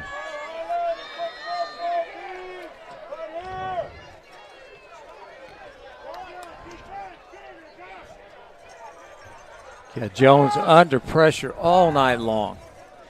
And they're going to keep it going, and they are loading up that box right there. And the big fella they call Tank, and why not give him a chance? And you could see him rumbling, bumbling, stumbling for some good yards right there. And that's number 48, Roberto Enriquez, who they call Tank. He's tough to get down. Yeah, he's running. He runs with like he's angry, doesn't he? Yeah, absolutely. But they need that. They need that little – now they have to defend that, and that gives options for Jones. Hopefully they can do something with it now. And Jones back to pass, throws it right through the hands of Victor Lopez. What that does is it gives them an extra lineman. Yeah. So they've got 5. He's a big-sized fullback. They're gonna let him eat a little bit, give him the ball once in a while, but his primary job back there is to be a 6th lineman and protect Jones. 7 minutes, 18 seconds left. This is 4-down territory for the Golden Valley Bulldogs. Seeing if they're going to try and make a game out of this right now.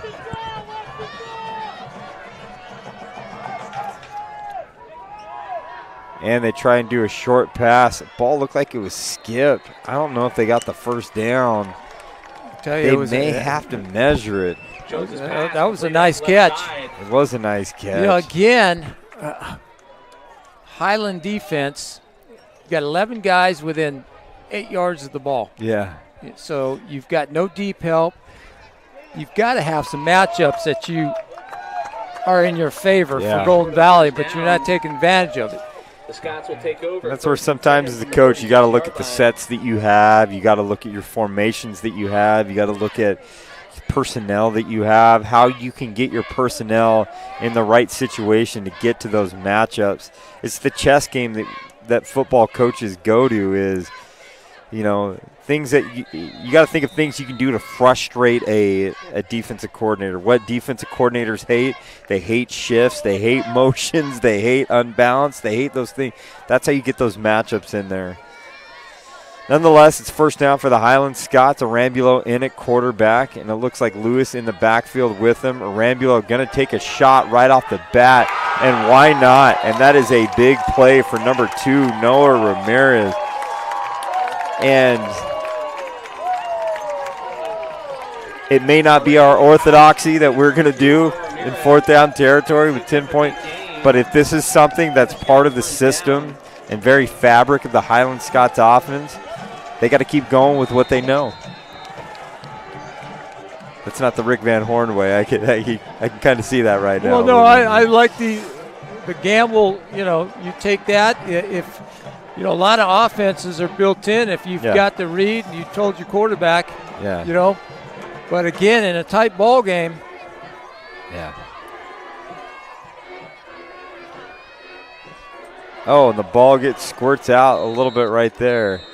But like you said, it's in a tight ball game, and if you have a defense that's stacking up the box and bringing it in there, how do you loosen them up and back them off, take a shot down there, and never know, it could go in your favor. And it looks like it's a final at Stockdale, 35-13, Stockdale over West High in one of our Kern High Network Game of the Weeks.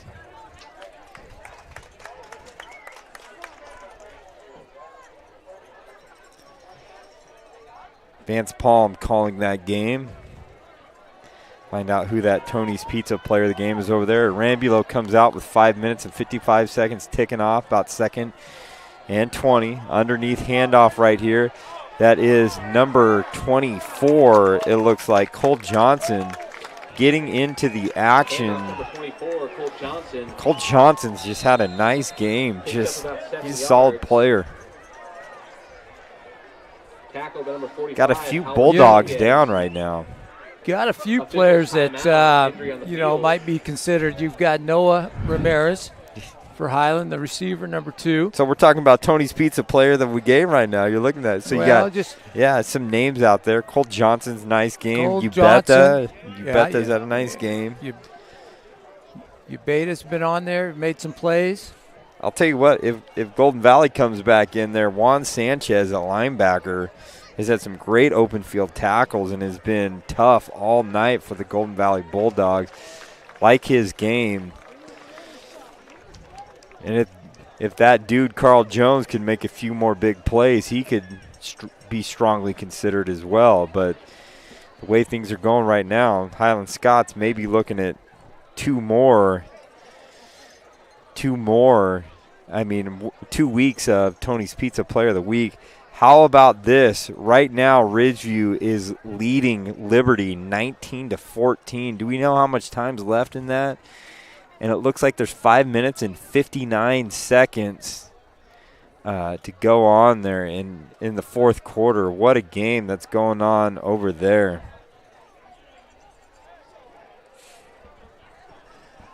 Which leads to next week. If they can pull this off over Liberty, they sets up a big game against BHS. Next week, even though it is still a preseason game.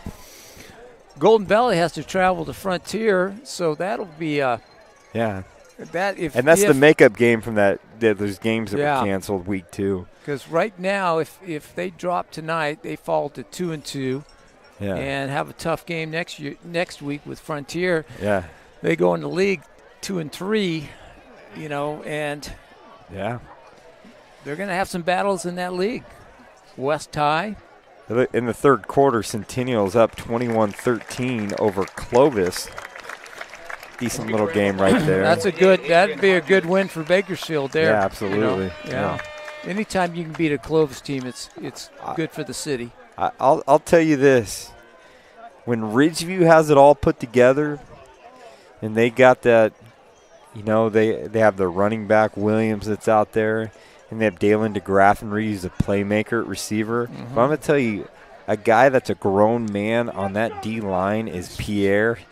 I forget his name. 44 is a grown man out there, and I could imagine, is disrupting everything. He is tough. So curious to see the final of that game. Nonetheless, Solace goes in motion, third down and long. Arambulo looking around. They have wheeled the running back out there again. Arambulo, being kind of the crafty guy, gets out there. He's trying to scramble for that first down, but it's going to fall short, and it's going to be about 4th and 5. That's going to be going on. He was crafty for most of that play until he ran out of bounds. Yeah. And 4th and 7. So right now into third quarter, Edison leads Garces 24-15. Curious to see what that East High score is. Well, last one we got was 21-14. 21-14. Maybe it's around there somewhere, and we could dig something up and let you guys know. Great game going on here. 5 minutes and 27 seconds left. Looks like a guy goes in motion. That's Cole Johnson, but he's just going in motion. It's going to make this 4th and shorter. Probably 4th and 3. Encroachment penalty. Encroachment penalty against Golden Valley. That'll move it up 5 yards. And it looks like that Ralston Valley High School is up 21-14. Well, yeah, 28-14. 28-14 is your latest that you got. 4 minutes left. 4 minutes left.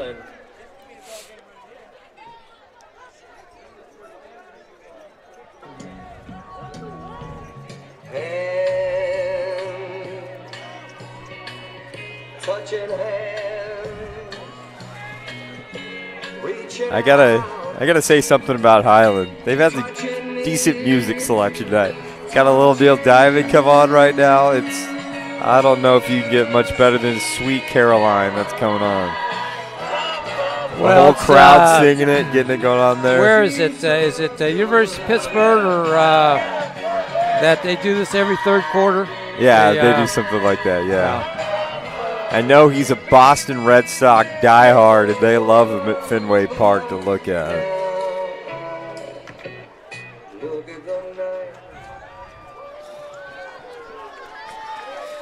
Here we go, 4th and short, 5 minutes and 27 seconds. I will say this is a critical play for Highland, a critical play for Golden Valley. If they get this stop right here, they have a chance. If Highland gets this, they can march it down, and nonetheless, Arambulo decides to keep it, and he gets the first down, and once again, a very, very crafty player. And number 64 for Highland, Bryce Dials, loses a helmet, and he's got to come off for a play when you lose your helmet. And I know he's upset, but he can get back in there and do what he has, but right now, if I'm Coach Gutierrez, I'm trying to get on my team to keep their cool, keep their composure. The marker's been set. It's 1st and goal for Highland.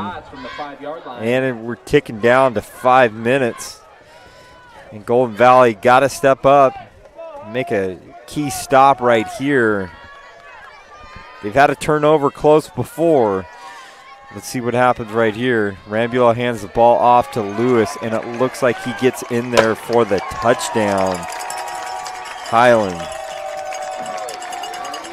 And number 15, Markel Lewis with the touchdown. Well, that could have been the nail in the coffin there for Golden Valley. Valley. I'm gonna say this. They got to get the PAT first for me to kind of be a little bit more, because the PAT makes it a 3-possession ball game.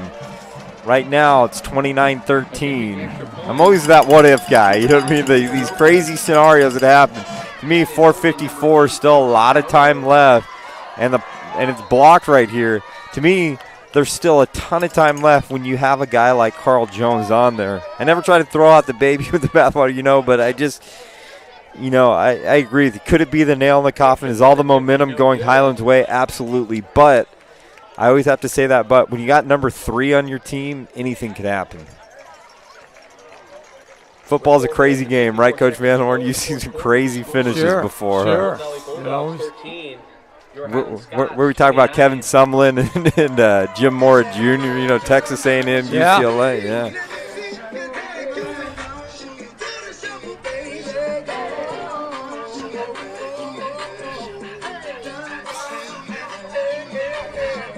Once again, we'd like to thank our sponsors, the U.S. Army, as well as Kern Schools Federal Credit Union.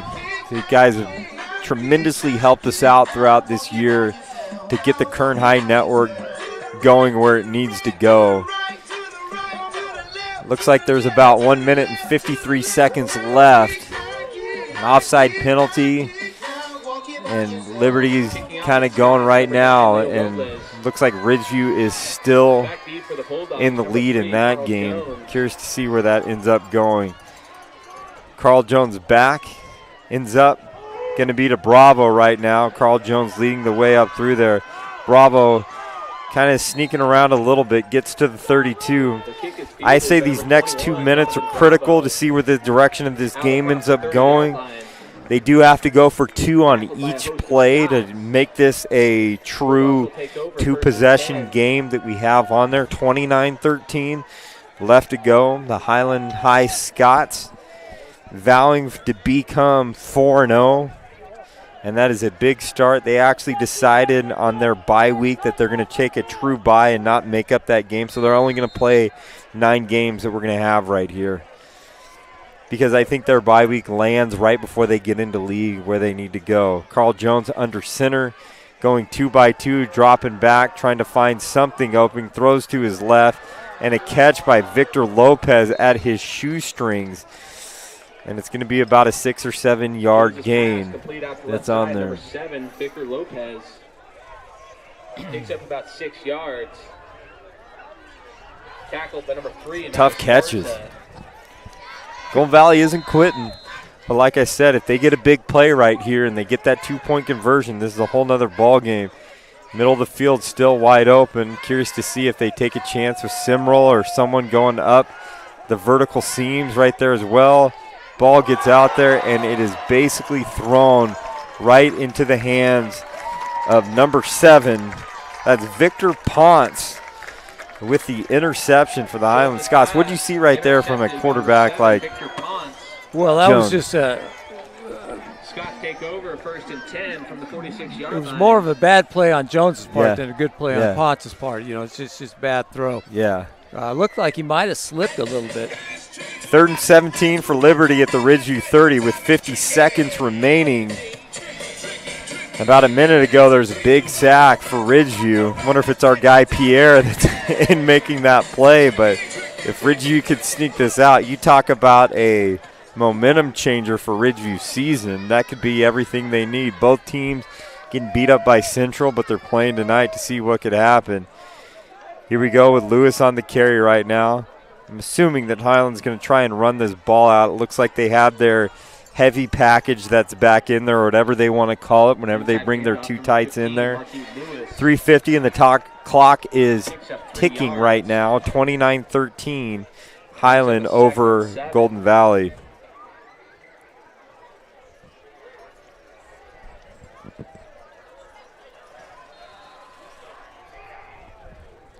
Arambulo waiting for the call from Coach Gutierrez, who's right there.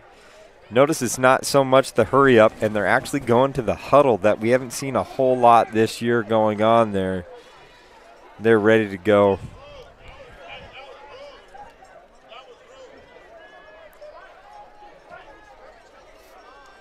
Arambulo right here hands it off to Lewis again. And I think we're going to have a healthy dose of Lewis. Handoff up the middle, number 15. So they bring in Esparza right here. One dark horse, Tony's Pizza. I don't know if he'll get it. But DeAndre Davis came in, and he was a game changer on offense there. Yeah, he really brought – he had that big wheel route for a touchdown, and he had that big long run that really energized that offense that's going on there. So much needed. At a time they really needed a spark plug to get them going in the direction they needed to go. Now, Highland could actually take a little bit more time if they wanted to out of there. Now, Golden Valley calls a timeout. Yeah. But usually what you do is you'd have a coach with a stopwatch on the field and telling you, you know, he points at the quarterback to tell him when to snap the ball with about 3 seconds left on the clock, play clock. Yeah. 2 minutes, 31 seconds left. Golden Valley needs to start making stops, start managing the clock. We talk about those early plays, those early interception opportunities. Could this game go differently? I mean, both teams had. I mean, we see Lewis had a few big drops on wheel routes that we could. I mean, we never know which direction some of these games could go. Well, we talked about the halftime adjustments, and Highland came out and kind of straightened the ship out. You know, they were kind of fluttering that first half. Golden Valley just could never get it together. Yeah, you know, they could never get any continuity, any plays strung together and strong drives. You know, they had their opportunities early. Yeah. That might have changed their mind frame and gave them a little confidence. And, you know, they're like many teams that when they have confidence, they play better. Rambulo under center. We got about 3rd and 4 for the Highland Scots. And once again, Golden Valley, Esparza on the carry right here, trying to see if he can get the first down. Needs to stay in bounds, and it looks like he is. As they move the chains, the clock is going to tick and tick and tick. Picks up the Scots first down. Good run by Esparza and good head on his shoulders. Yeah. They're staying in bounds.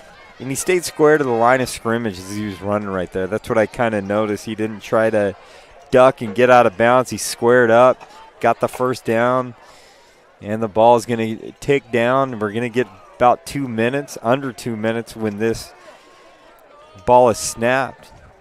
Rambulo's taking a majority of the snaps today. Does he separate himself as a solo quarterback so they put Cade Sakamoto in there? Don't know. Maybe they use Sakamoto in special packages right here. Looks like it's a delay of game that's called by the back judge. Delay of game penalty against the Scots. Stops the clock for just a second, moves it back 5 yards.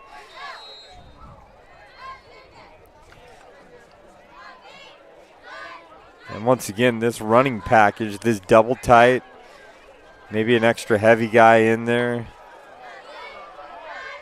And what a great play call that was right there. Everyone's thinking run, so they stack up the box. Got number 28 leaking out. Even though he had a big drop earlier there, he could have had 6 to the house on that crosser in the 3rd quarter. 1 minute, 32 seconds, and it's ticking down right now. He had a big catch last week against East right before the half for a touchdown to put him up 9-0. That was probably might have been the play of the game. Yeah. So here we go. Rambulo, 2nd and long. And we see right here that Esparza is going there, and it is about 3rd and 4. The clock is running down to about a minute. Golden Valley does appear to have a few of its timeouts left. Not really using them. I know they have at least 2 left. Is this a sign of defeat? Do we pull out Chick Hearn right now? The butter's hard, the jello's jiggling, and I think this game is going to be set cold, right here. Yeah, eggs are getting cold. 35 seconds left to go. And the white hat is right at the line of scrimmage. Is this victory formation that they're going to call right now? I have no idea why the clock has stopped. And there goes the clock, 30 seconds and ticking. And it is kneeled. And that appears to be the score. Highland Scots are now 4-0, ladies and gentlemen. And that is the final. And that'll be tweeted out right now by Todd. The final score, Highland Scots.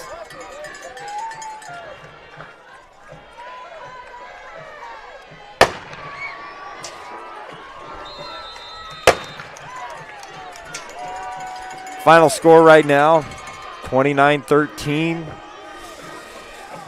Coming up, we're going to talk about right now, we're going to talk about our Tony's Pizza player of the game. Actually, we're going to jump right into that, Coach Van Horn.